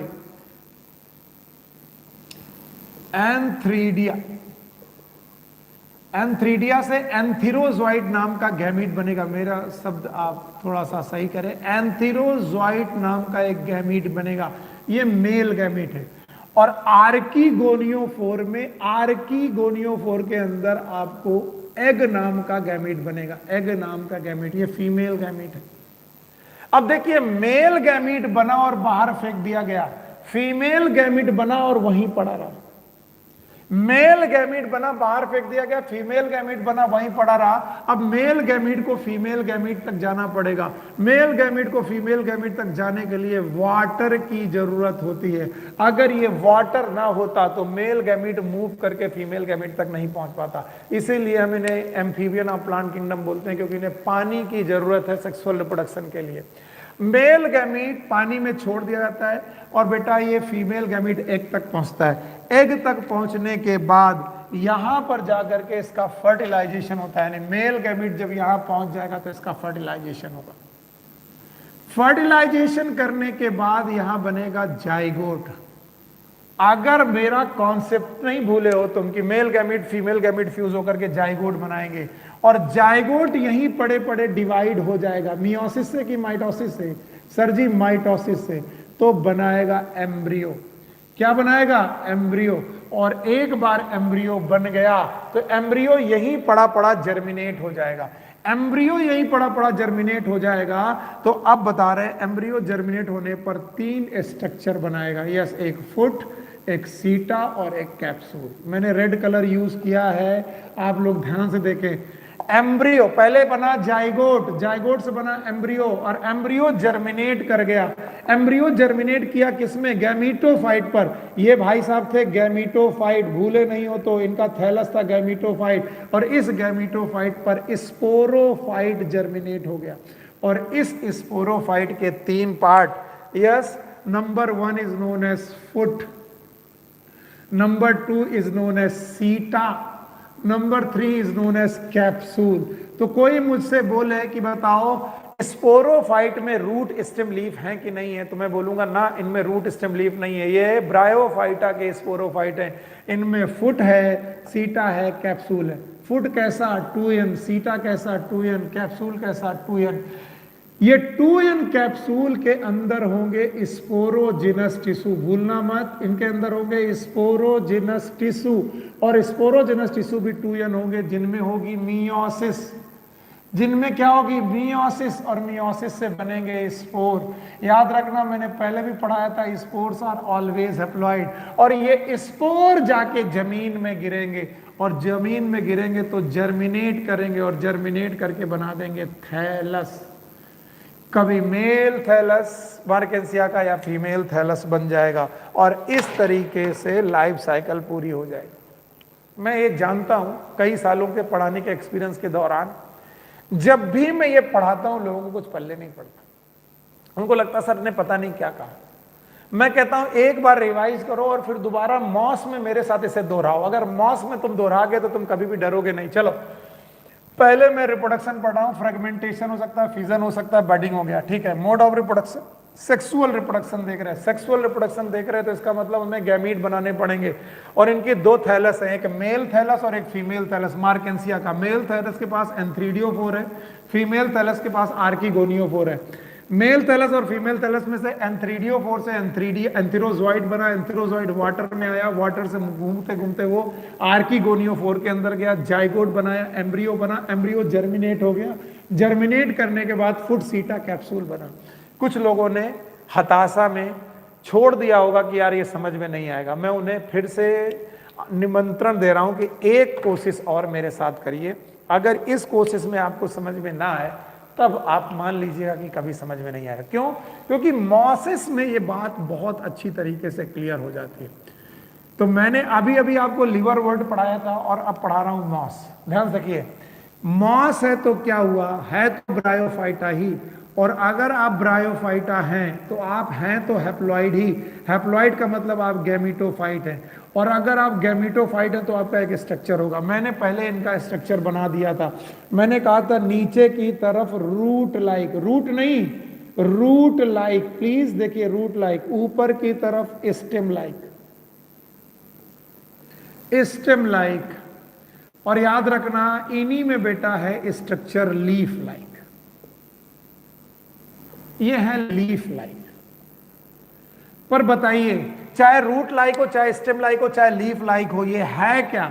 ये है भाई साहब गैमीटोफाइट ही, गैमीट बनाने वाला बॉडी, और गैमीटोफाइट है, इसका मतलब यहां पर ये बॉडी है हैप्लॉइड।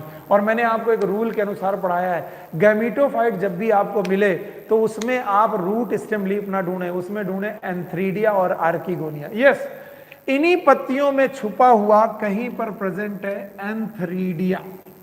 याद रखना, एंथ्रीडिया, एंथ्रीडिया।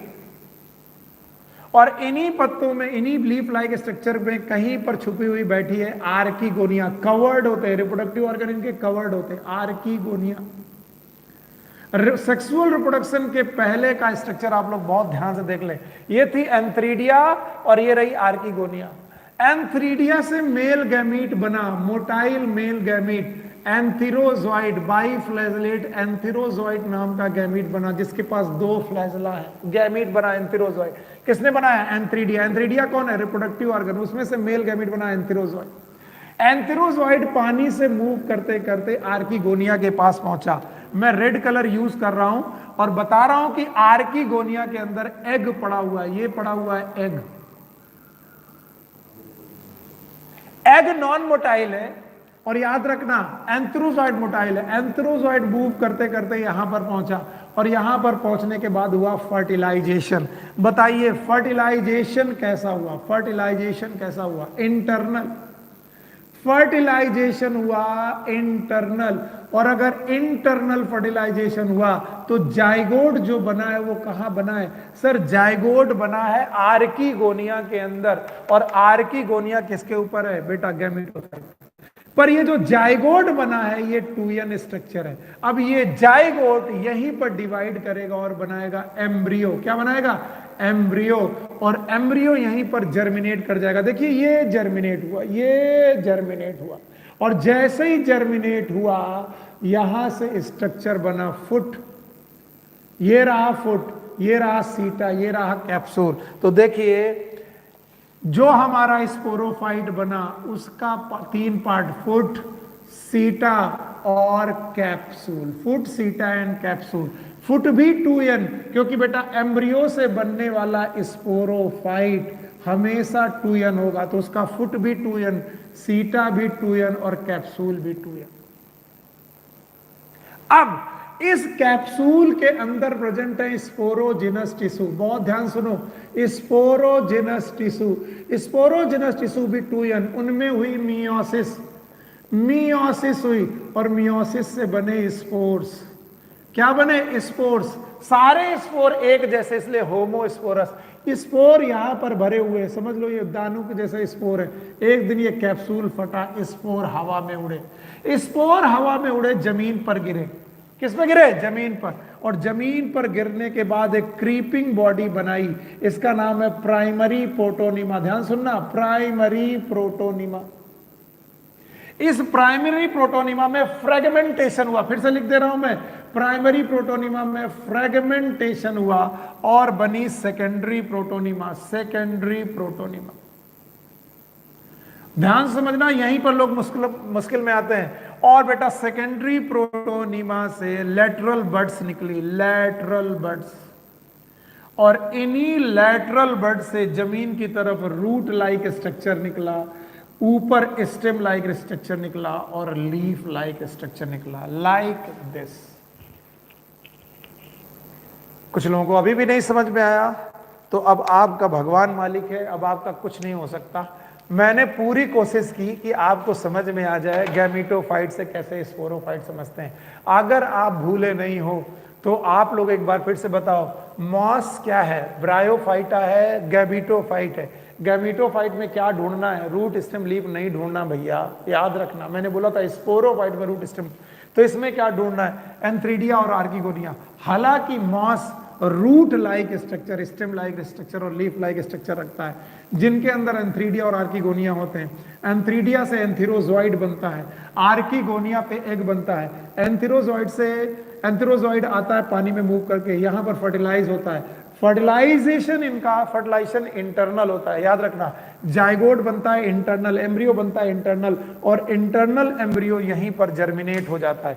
एक पुरानी कहावत है कि कहां पर जर्मिनेट हो जाता है? सर जी यहीं पर जर्मिनेट होता है। अरे यहीं पर कहां पर जर्मिनेट हो जाता है?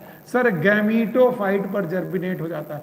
इसका मतलब गैमीटोफाइट पर क्या बनता है? एम्ब्रियो, और गैमीटोफाइट पर ही बनता है स्पोरोफाइट।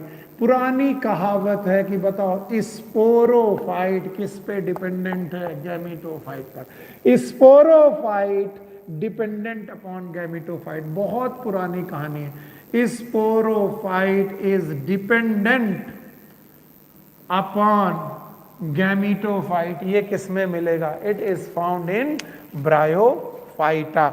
और ब्रायोफाइटा कितने प्रकार के हैं वो आपको बता दिए गए हैं। ब्रायोफाइटा 2 प्रकार के हैं। एक है, इनके क्लासिफिकेशन पढ़ते वक्त आप पढ़ेंगे, ब्रायोफाइटा के मेंबर 2 प्रकार के हैं, मैंने पहले ही पढ़ा दिया था। एक है मॉस और दूसरे हैं लिवरवर्ट्स। लिवरवर्ट्स वो हैं जिनकी बॉडी लिवर लाइक है। लिवर लाइक, लिवर कैसा होता है? आप लोगों ने लिवर देखा है? स्टमक के पास यहां पर एक स्ट्रक्चर निकलता है लिवर, गॉल ब्लैडर। तो जिनकी बॉडी लिवर लाइक है, लिवर लाइक है मतलब थैलस लाइक है। लिवर वर्ड के एग्जांपल है मार्केंसिया, और लिवर के एग्जांपल, लिवर वर्ड के एग्जांपल है रेक्सिया, और मॉसिस के एग्जांपल है फ्यूनेरिया। आपकी बुक में दिए गए हैं, बाकी आप लोगों को मैंने पढ़ाई दिया है। इनके एग्जाम्पल है Funaria Polytrichum and sphagnum. Funaria Polytrichum, Funaria Polytrichum, ठीक है, फ्यूनेरिया पॉलीट्राइकम और स्पैगनम। अगर आप इतनी चीजें समझ जाते हैं तो आप मॉसिस और ब्रायोफाइटा पूरी तरीके से समझ चुके हैं। अब आगे की क्लासेस में हम लोग, आगे के टॉपिक में हम लोग पढ़ेंगे pteridophyta and gymnosperm. No doubt 6:30 बज चुका है, लेकिन आप लोगों को मेरे साथ आधा घंटे और रहना पड़ेगा, क्योंकि इस आधे घंटे में वो जो लाइट गई थी उसको हम लोग उसको पूरा कर पाएंगे, कि लाइट जाने की वजह से हमारा टाइम वेस्ट हुआ था। चलिए, तो हाफ एन आवर में मैं आपको टेरिडोफाइटा भी समझाने की कोशिश करता हूं। तो नेक्स्ट प्लांट ग्रुप है टेरिडोफाइटा। टेरिडोफाइटा इनका नेक्स्ट प्लांट ग्रुप है, और याद रखना इन्हें बोलते हैं रेप्टाइल्स ऑफ प्लांट किंगडम। ये प्लांट किंगडम के रेप्टाइल्स हैं। द फर्स्ट प्लांट, ये पहले प्लांट है, द फर्स्ट प्लांट जिनके पास वेस्कुलर बंडल है, वेस्कुलर बंडल है। याद रखना है इनके पास हैबिट एंड हैबिटेट, वही पॉइंट 8, हैबिट एंड हैबिटेट। ये भी मॉइस्ट प्लेसेस पे रहते हैं, मॉइस्ट प्लेसेस पे रहते हैं, शेडी प्लेसेस पे रहते हैं, लेकिन ये बेटा सैंडी सॉइल में भी रह सकते हैं, ये सैंडी सॉइल में भी रह सकते हैं। याद रखना, हैबिट एंड हैबिटेट के बाद इनका फॉर्म पढ़ना है। जब आप इनका फॉर्म पढ़ेंगे तो आपको मालूम चलेगा कि ये मल्टी सेलुलर है, यूकैरियोटिक हैं, भूलिएगा मत, मल्टी सेलुलर यूकैरियोटिक हैं, और स्पोरोफाइट है। स्पोरोफाइट है, इसका मतलब इनकी मेन प्लांट बॉडी गैमीट बनाने नहीं आई है, स्पोर बनाने आई है। और ये स्पोरोफाइट जो हैं, ये होमोस्पोरस भी हैं और हेट्रोस्पोरस भी हैं। होमोस्पोरस के साथ साथ हेट्रोस्पोरस भी हैं। होमोस्पोरस के साथ साथ ये लोग हेट्रोस्पोरस भी हैं। याद रखना, टेरिडोफाइटा के जो मेंबर हैं, याद रखना यूकैरियोटिक है, स्पोरोफाइट है, होमोस्पोरस भी है, हेट्रोस्पोरस भी है। जब कभी भी टेरिडोफाइटा के मेंबर की बात करोगे तो आपको स्पोरोफिटिक स्ट्रक्चर मिलेगा। और मैंने पढ़ाया था ऑल द स्पोरोफाइट, दुनिया के जितने भी स्पोरोफाइट होते हैं, they have 3 structure, one is known as root, stem and leaf. तो चलिए हम लोग टेरिडोफाइटा के root and stem and leaf पढ़ते हैं। देखिए, जरा सा भी कंफ्यूज मत होइएगा, घबराइएगा मत, मैं समझाने की पूरी कोशिश कर रहा हूं। ऑल्दो हमारा टाइम रन कर रहा है, टाइम रन कर रहा है, तो हम लोग आज आधा घंटा ज्यादा पढ़ने वाले हैं, तो प्लीज मेरे साथ आधा घंटा और रुकिए, नहीं तो टॉपिक हो नहीं पाएगा। चलिए, टेरिडोफाइटा के मेंबर में नीचे की तरफ आपको रूट मिलेंगी, रूट लाइक नहीं, रूट। क्यों रूट मिलेंगे? क्योंकि पौधा स्पोरोफाइट है, और अगर पौधा स्पोरोफाइट है तो वो कैसा होगा? 2n होगा। कैसा होगा? 2n। तो इनकी रूट होगी 2n। ऊपर की तरफ आपको मिलेंगे स्टेम, स्टेम। इसके अलावा लीफ मिलेंगे। अब लीफ अगर स्मॉल मिली, स्मॉल लीफ मिली, तो इन्हें बोलेंगे माइक्रोफिल। माइक्रोफिल, जैसा कि सेलेजिनेला में मिलता है, सेलेजिनेला। या फिर दूसरे तरीके का स्ट्रक्चर है कि इनके पास रूट हो, स्टेम हो, और फैन लाइक लीफ हो, फैन लाइक लीफ, तो ये मैक्रोफिल कहलाएंगी, मैक्रोफिल। और मैक्रोफिल पाया जाता है बेटा फर्न में, फर्न में, ड्रायोप्टेरिस। तो 2 प्रकार की लीफ है, या तो हो सकती है बेटा माइक्रोफिल, या तो हो सकती है बेटा मैक्रोफिल। याद रखना, किसी भी स्पोरोफाइट के बारे में मैंने पढ़ाया था, रूट स्टेम लीफ पढ़ लेने के बाद आप रुकेंगे नहीं। अगर आप स्पोरोफाइट हैं, अगर आप स्पोरोफाइट हैं, तो हमें आपके अंदर ढूंढने पड़ेंगी कुछ स्पेशल लीफ। यस, इन स्पेशल लीफ का नाम होगा स्पोरोफिल। क्या नाम होगा? स्पोरोफिल। इन स्पोरोफिल में प्रेजेंट होगी स्पोरेंजिया, भूलिएगा मत, इन स्पोरोफिल में प्रेजेंट होगी स्पोरेंजिया। स्पोरेंजिया में होंगे sporogenous tissue, sporogenous tissue. Yes, sporogenous tissue में होंगी स्पोर मदर सेल, और इन स्पोर मदर सेल में होगी मियोसिस। मैं अभी इसको हटा देता हूं ताकि आपको समझ में आ जाए मैं क्या पढ़ा रहा हूं। चलिए, रूट स्टेम लीफ के बाद स्पोरोफिल, स्पोरोफिल में 2n, तो बताइए स्पोरेंजिया भी कितना होगा 2n, स्पोरोजेनस टिश्यू भी होगा 2n, स्पोर मदर सेल भी होगी 2n। अब इन स्पोर मदर सेल में होगी मियोसिस, और जैसे ही बेटा इनमें मियोसिस हुई यहां पर बनेंगे स्पोर्स, और ये स्पोर जमीन में गिरेंगे। जैसे ये जमीन में गिरेंगे हार्ट शेप स्ट्रक्चर बनेगा, हार्ट शेप स्ट्रक्चर। स्पोर होंगे हैप्लॉइड, और जब ये जर्मिनेट करेंगे तो हार्ट शेप स्ट्रक्चर बनाएंगे। नाम है प्रोथैलस। क्या नाम है? प्रोथैलस। और मैंने बोला था स्पोर जब जर्मिनेट करेंगे तो बनाएंगे गैमीटोफाइट। इसका मतलब ये जो आपका प्रोथैलस है ये गैमीटोफाइट है। ध्यान से देख लो, इनका स्पोरोफाइट अलग और इनका गैमीटोफाइट अलग, यानी ना स्पोरोफाइट गैमीटोफाइट पे डिपेंडेंट, ना गैमीटोफाइट स्पोरोफाइट पे डिपेंडेंट, दोनों इंडिपेंडेंट। तो कैसे बना? रूट स्टेम लीफ में मिली स्पोरोफिल, स्पोरोफिल से बनी स्पोरेंजिया, स्पोरेंजिया में स्पोरोजेनस टिश्यू, स्पोरोजेनस टिश्यू में spore mother cell, spore mother cell में हुई मियोसिस, बने स्पोर, स्पोर जमीन में गिरे, जर्मिनेट हुए, और जैसे ही जर्मिनेट हुए बेटा वहां पर बेटा प्रोथैलस गैमीटोफाइट बना। थैलस हार्ट से प्रोथैलस गैमीटोफाइट बना, और इसी प्रोथैलस में एक जगह पर एंथरीडिया, क्योंकि ये गैमीटोफाइट है और गैमीटोफाइट में हमेशा क्या मिलते हैं? एंथरीडिया, और दूसरी जगह आर्कीगोनिया। एंथरीडिया और आर्कीगोनिया। आर्कीगोनिया में बना एग, बिल्कुल जैसे ब्रायोफाइटा का था।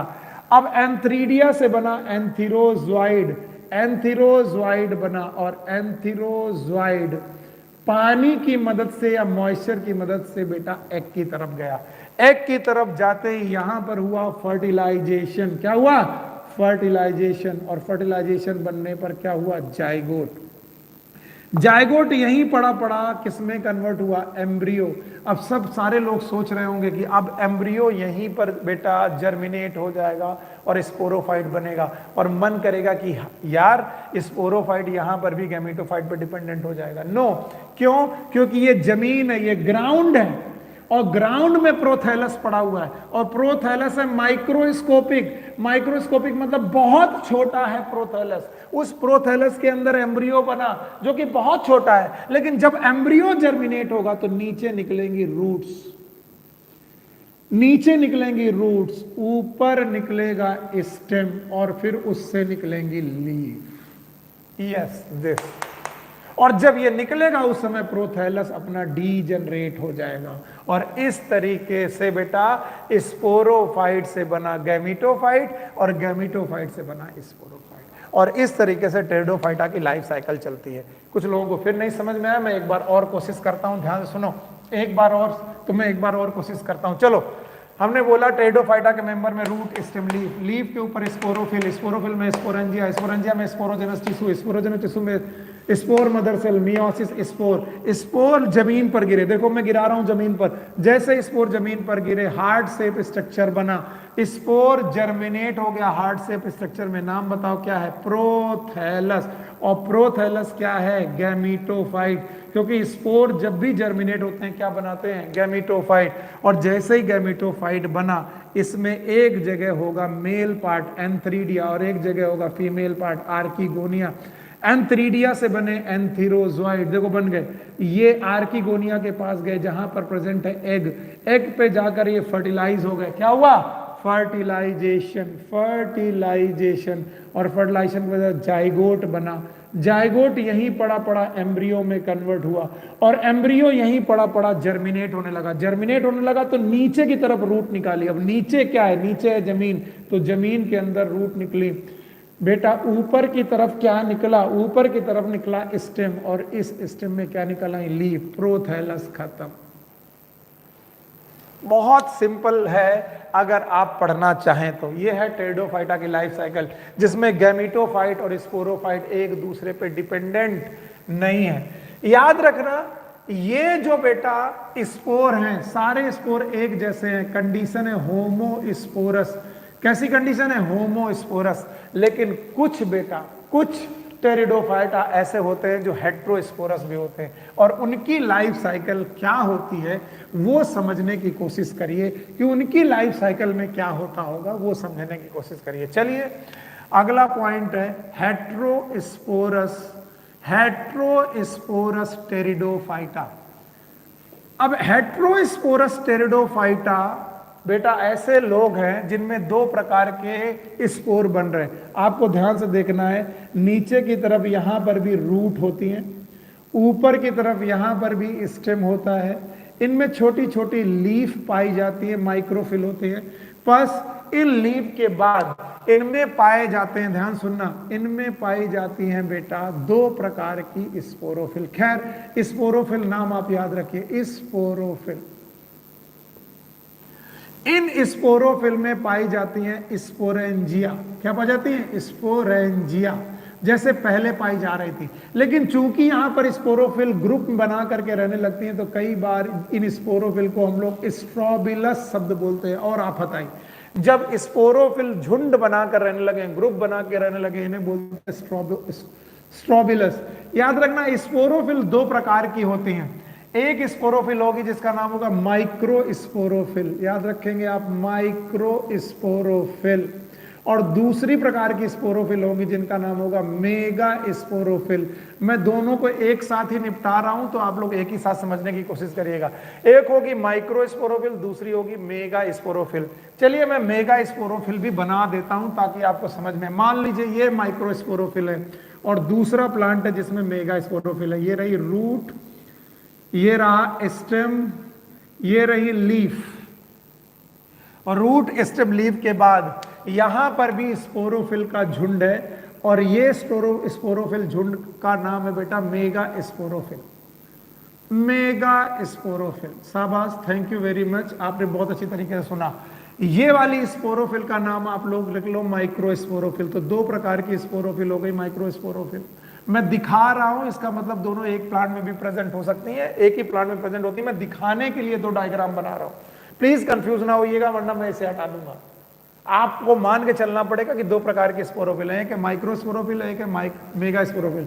माइक्रोस्पोरोफिल में माइक्रोस्पोरेंजिया, माइक्रोस्पोरेंजिया में microsporogenous tissue, microsporogenous tissue, okay, microsporogenous tissue. Rather मैं इसे दो अलग अलग ना ही बनाऊं तभी अच्छा रहेगा, एक ही बना करके देख लीजिए। माइक्रोस्पोरोजिनस टिश्यू जो है, माइक्रोस्पोरोजिनस टिश्यू है, इनमें माइक्रोस्पोर मदर सेल हो गई आपके, देख लीजिए माइक्रोस्पोर मदर सेल। और माइक्रोस्पोर मदर सेल में मियोसिस हुई तो बने माइक्रोस्पोर। और माइक्रोस्पोर जब जर्मिनेट हुए तो मेल गैमीटोफाइट बना। क्या बना? Male gametophyte.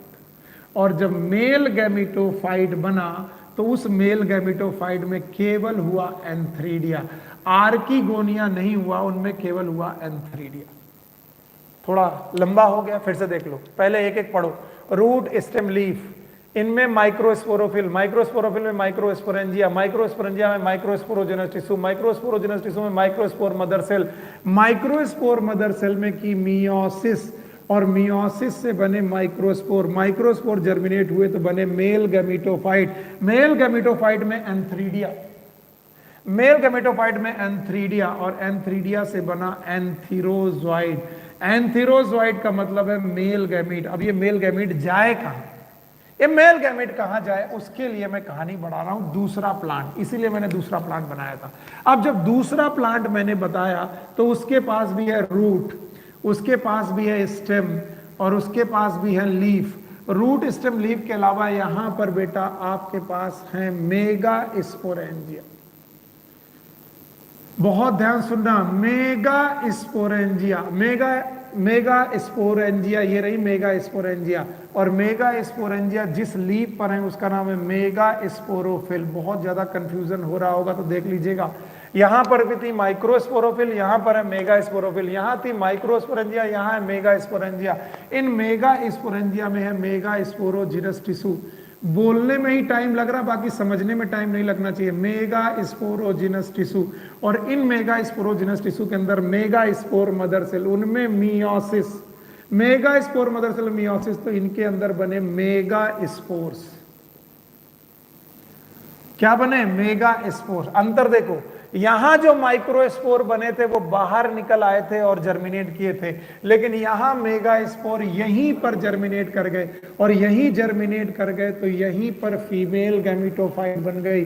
ध्यान से देखो, फीमेल गैमीटोफाइट अलग डेवलप नहीं हो रही है, फीमेल गैमीटोफाइट स्पोरोफाइट पर ही प्रेजेंट है। फीमेल गैमेटोफाइट अगर स्पोरोफाइट पर ही प्रेजेंट है, देखो female gametophyte present upon sporophyte, क्योंकि मेगा स्पोर बाहर नहीं आए, माइक्रो स्पोर बाहर आ गए। अब ये जो एंथीरोजॉइड है ये मूव करते करते करते करते बेटा इस एग तक पहुंचा, फीमेल गैमेटोफाइट तक गया, और यहीं पर जाइगोट बना। क्या बना? जाइगोट। अगर यहीं पर जाइगोट बना तो यहीं पर एम्ब्रियो बना, और अगर यहीं पर एम्ब्रियो बना तो यहीं पर इसे जर्मिनेट होना चाहिए। अब बताइए ये ग्राउंड पर है कि ग्राउंड से ऊपर? और ग्राउंड से ऊपर है तो यहीं पर रूट निकलनी चाहिए, इसलिए नहीं निकलती है। ये इसी अवस्था में यहां पड़ा रहा और एक दिन पत्तियों के साथ गिरा। तो जैसे सीड होता है इस दुनिया में, वैसे लीफ के अंदर ये सीड जैसा पड़ा रहा, इसीलिए इस हैबिट को बोलते हैं सीड हैबिट। कुछ लोगों ने हो सकता है साथ छोड़ दिया, कुछ समझ में नहीं आया। सीड हैबिट के लिए अगर आपको कुछ समझ में नहीं आ रहा तो आप याद रखिए, सीड हैबिट के लिए हेट्रोस्पोरस होना जरूरी है, पहला पॉइंट। दूसरा पॉइंट, फीमेल गैमेटोफाइट का स्पोरोफाइट में डिपेंडेंट होना जरूरी है। और तीसरा, सारे के सारे डेवलपमेंट फीमेल गैमेटोफाइट में होना जरूरी है। कौन कौन से डेवलपमेंट? जाइगोट का फॉर्मेशन, एम्ब्रियो का फॉर्मेशन। तो सीड जैसी कंडीशन पैदा हुई, जैसे सीड तुरंत जर्मिनेट नहीं होता, वैसे यहां पर पड़ा हुआ जाइगोट और एम्ब्रियो तुरंत जर्मिनेट नहीं होता। ये पत्ती जमीन पर गिरेगी एक दिन, उस पत्ती के साथ बेटा ये एम्ब्रियो जमीन पर गिरेगा और बेटा रूट स्टेम लीफ निकाल देगा। तो याद रखना, सीड होना अलग बात है, सीड हैबिट होना अलग बात है। सीड हैबिट टेरिडोफाइटा के मेंबर में ही पाई जाती है, याद रखना, सीड यहां पर नहीं पाए जाते। इस तरीके से सीड हैबिट के लिए मैंने हेट्रोस्पोरस कंडीशन के बारे में बताया। अगर आपको नहीं आया तो सीड हैबिट जुड़ी हुई 3 बातें याद रख लीजिए। पहली बात, सीड हैबिट के लिए जो 3 बातें हैं वो आप लोग पहले से लिख के रख लीजिए। पहली बात, हेट्रोस्पोरस होना जरूरी है। अगर आप कुछ को नहीं समझ में आ रहा तो पहली बात आप याद रखना, हेट्रोस्पोरस टेरिडोफाइटा को होना जरूरी है। दूसरा पॉइंट, फीमेल गैमेटोफाइट का स्पोरोफाइट पर डिपेंडेंट होना जरूरी है। वैसे टेरिडोफाइटा में दोनों लोग इंडिपेंडेंट होते हैं, लेकिन यहां फीमेल गैमेटोफाइट स्पोरोफाइट पर डिपेंडेंट होना जरूरी है। एंड तीसरी बात, ऑल द डेवलपमेंट, जितने भी डेवलपमेंट है, ऑल द डेवलपमेंट ये सब फीमेल गैमेटोफाइट के अंदर हों और सीड जैसी कंडीशन रहे। इस हैबिट को हम लोग सीड हैबिट का नाम देते हैं। याद रखना, टेरिडोफाइटा के 4 क्लासेस हैं, आपको मालूम है। पहला क्लास है साइलोप्सिडा, दूसरा क्लास है लाइकोप्सिडा,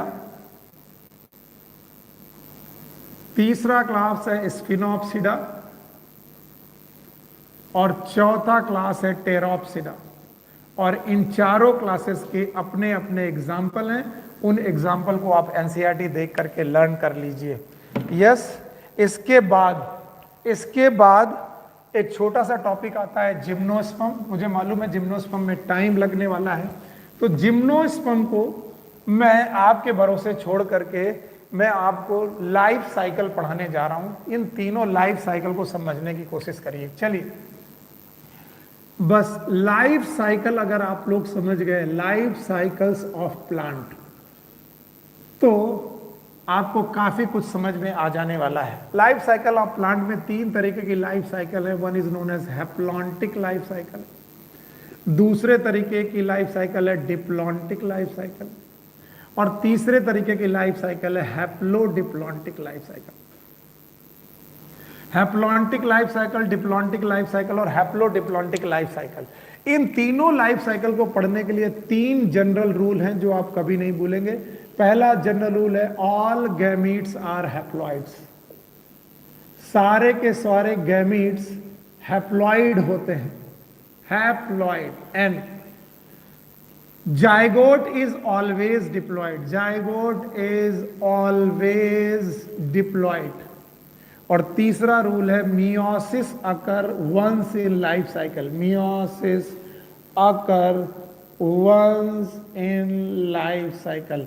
पूरी लाइफ साइकिल में, यानी हैप्लॉन्टिक लाइफ साइकिल हो, डिप्लॉन्टिक लाइफ साइकिल हो, इन लाइफ साइकिल में मियोसिस लाइफ में एक बार होती है। अगर ये तीन जनरल रूल आपको समझ में आते हैं तो आप साइकिल्स ऑफ प्लांट समझ पाएंगे। One is known as haplontic, another one is known as diplontic, third is known as haplodiplontic. चलो पहला रूल बोलो मेरे साथ, ऑल गैमीट्स आर हैप्लॉइड। दूसरा रूल बोलो, जाइगोट इज ऑलवेज डिप्लॉइड। और meiosis occur once in life cycle, life cycle में meiosis कितनी बार है? एक बार। चलिए अब मैं आपको समझाने की कोशिश करता हूं। अगर आप एल्गी ले लें और इसके अलावा आप फंजाई ले लें, एल्गी और फंजाई, और आप इन दोनों को प्लांट माने, although fungi is not plant, लेकिन लीनियस फंजाई को प्लांट मानते थे, तो इनकी जो बेटा प्लांट बॉडी है वो कैसी है? गैमीटोफाइट है। कैसी है? गैमीटोफाइट, यानी ये गैमीट बनाने वाली प्लांट बॉडी। और कैसी है? हैप्लॉइड। तो पहला रूल है कि एल्गी और फंजाई इस दुनिया में क्या बनाने आए हैं? गैमीट बनाने आए हैं। और इनकी प्लांट बॉडी कैसी है? हैप्लॉइड। तो जब ये गैमीट बना रहे होंगे तो दो तरीके का गैमीट बना रहे होंगे, एक मेल गैमीट और दूसरे तरीके का गैमीट होगा फीमेल गैमीट।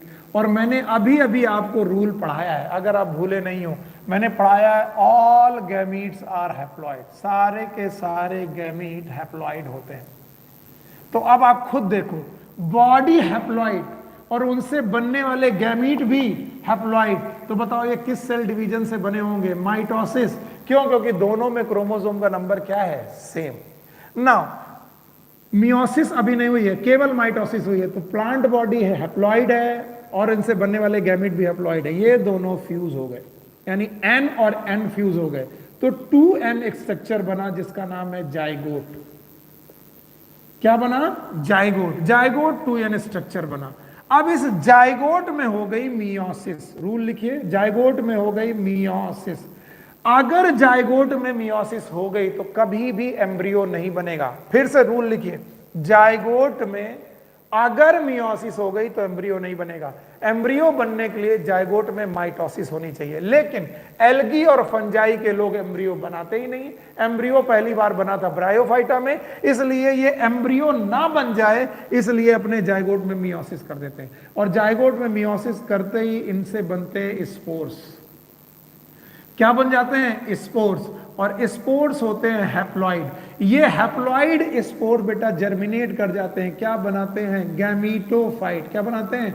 गैमीटोफाइट, जो कि होते हैं हैप्लॉइड। और यही गैमीटोफाइट आगे चल के प्लांट बॉडी बना देती है। अब जरा ध्यान से देखिए, plant body haploid, gamete haploid, spore haploid, gametophyte haploid, केवल जाइगोट डिप्लॉइड है। यानी कि इस लाइफ साइकिल में हैप्लॉइड भी है, डिप्लॉइड भी है, लेकिन दादागिरी किसकी है?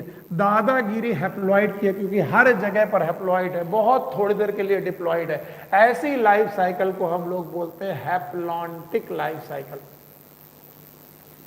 मैंने 3 रूल के अलावा चौथा रूल नहीं पढ़ा, चाहो तो मैं रिवाइज करा सकता हूं। All gametes are haploid, zygote is diploid and meiosis occur once in life cycle. एक बार मियोसिस हो गई, ऐसी लाइफ साइकिल का नाम हो गया हैप्लॉन्टिक लाइफ साइकिल। यानी एल्गी और फंजाई हैप्लॉन्टिक लाइफ साइकिल को क्रिएट करते होंगे। ये पहला कॉन्सेप्ट। दूसरा कॉन्सेप्ट आप आइए जिम्नोस्पर्म और एंजियोस्पर्म में।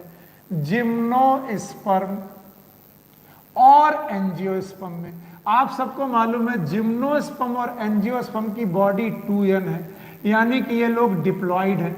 डिप्लॉइड लोग हैं तो जब भी ये लोग गैमीट बनाएंगे, याद रखना, जब भी ये लोग गैमीट बनाएंगे तो गैमीट इज ऑलवेज हैप्लॉइड, यानी गैमीट तो हमेशा हैप्लॉइड होगा। तो क्या कर बैठेंगे? मियोसिस कर बैठेंगे। नहीं आया, फिर से।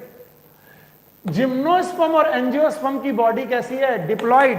और अगर बॉडी डिप्लॉइड है तो उनसे बनने वाले गैमीट्स, मेल गैमीट और फीमेल गैमीट का रूल है कि गैमीट इज ऑलवेज हैप्लॉइड। तो क्या करें कि बेटा 2n से n हो जाए, यानी आधा क्रोमोसोम हो जाए। आधा क्रोमोसोम करने के लिए हमने क्या कर दिया? मियोसिस।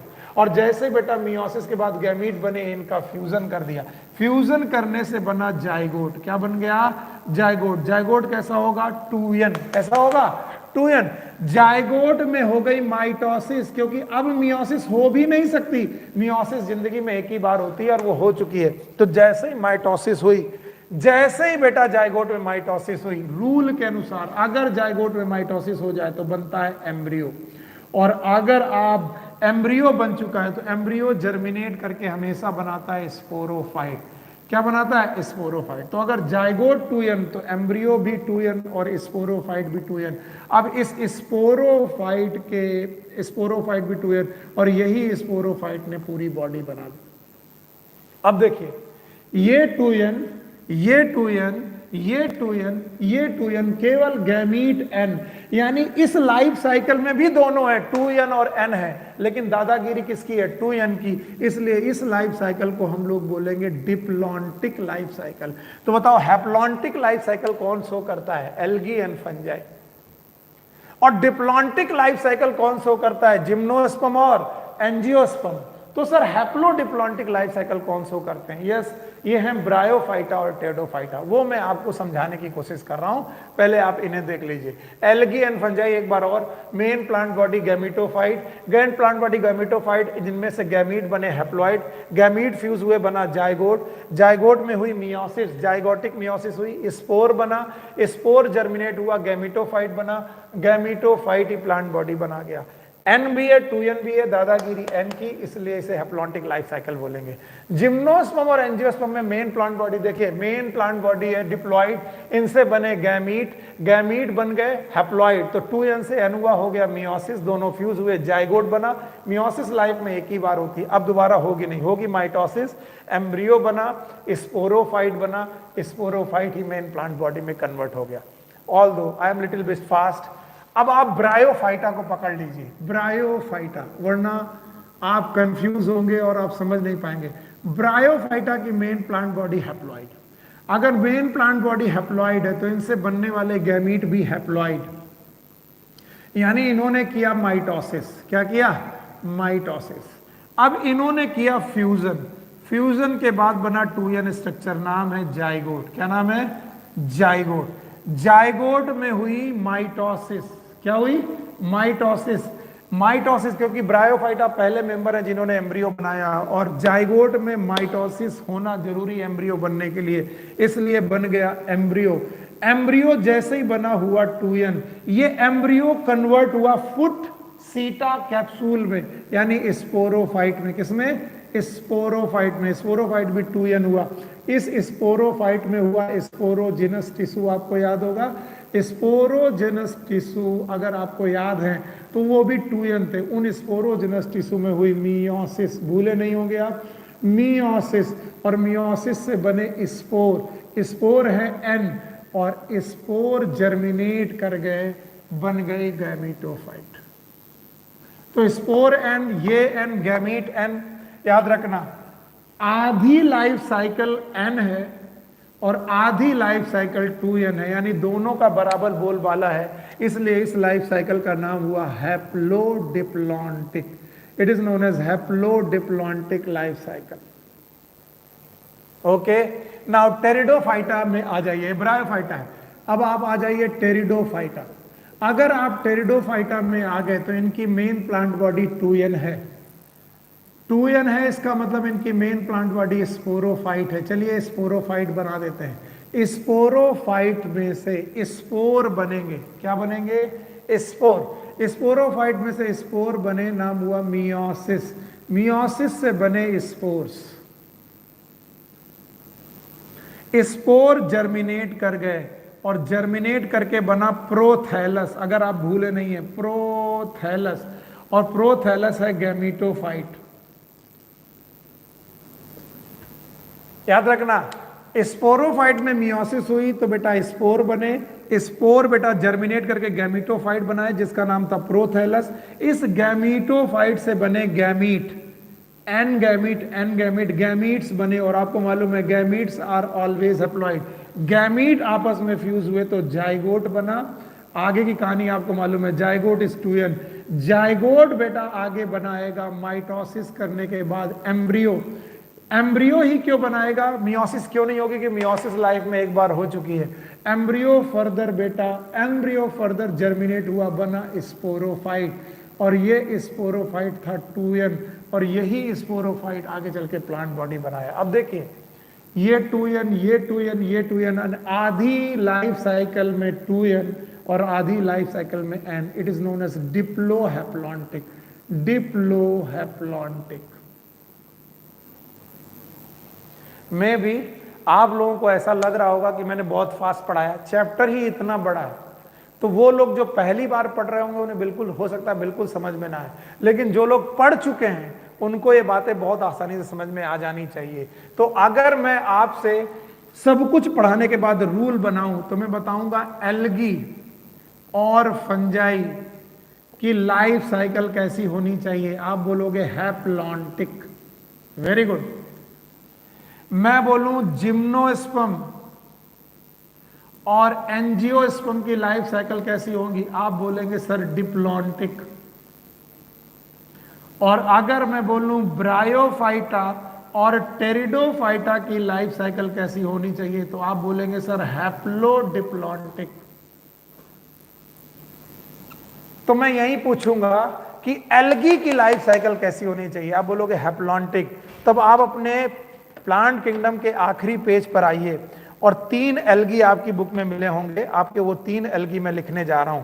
आपको देखो वैसे एल्गी को होना चाहिए कैसा, हैप्लॉन्टिक, लेकिन 3 एल्गी हैं। एक है एक्टोकार्पस,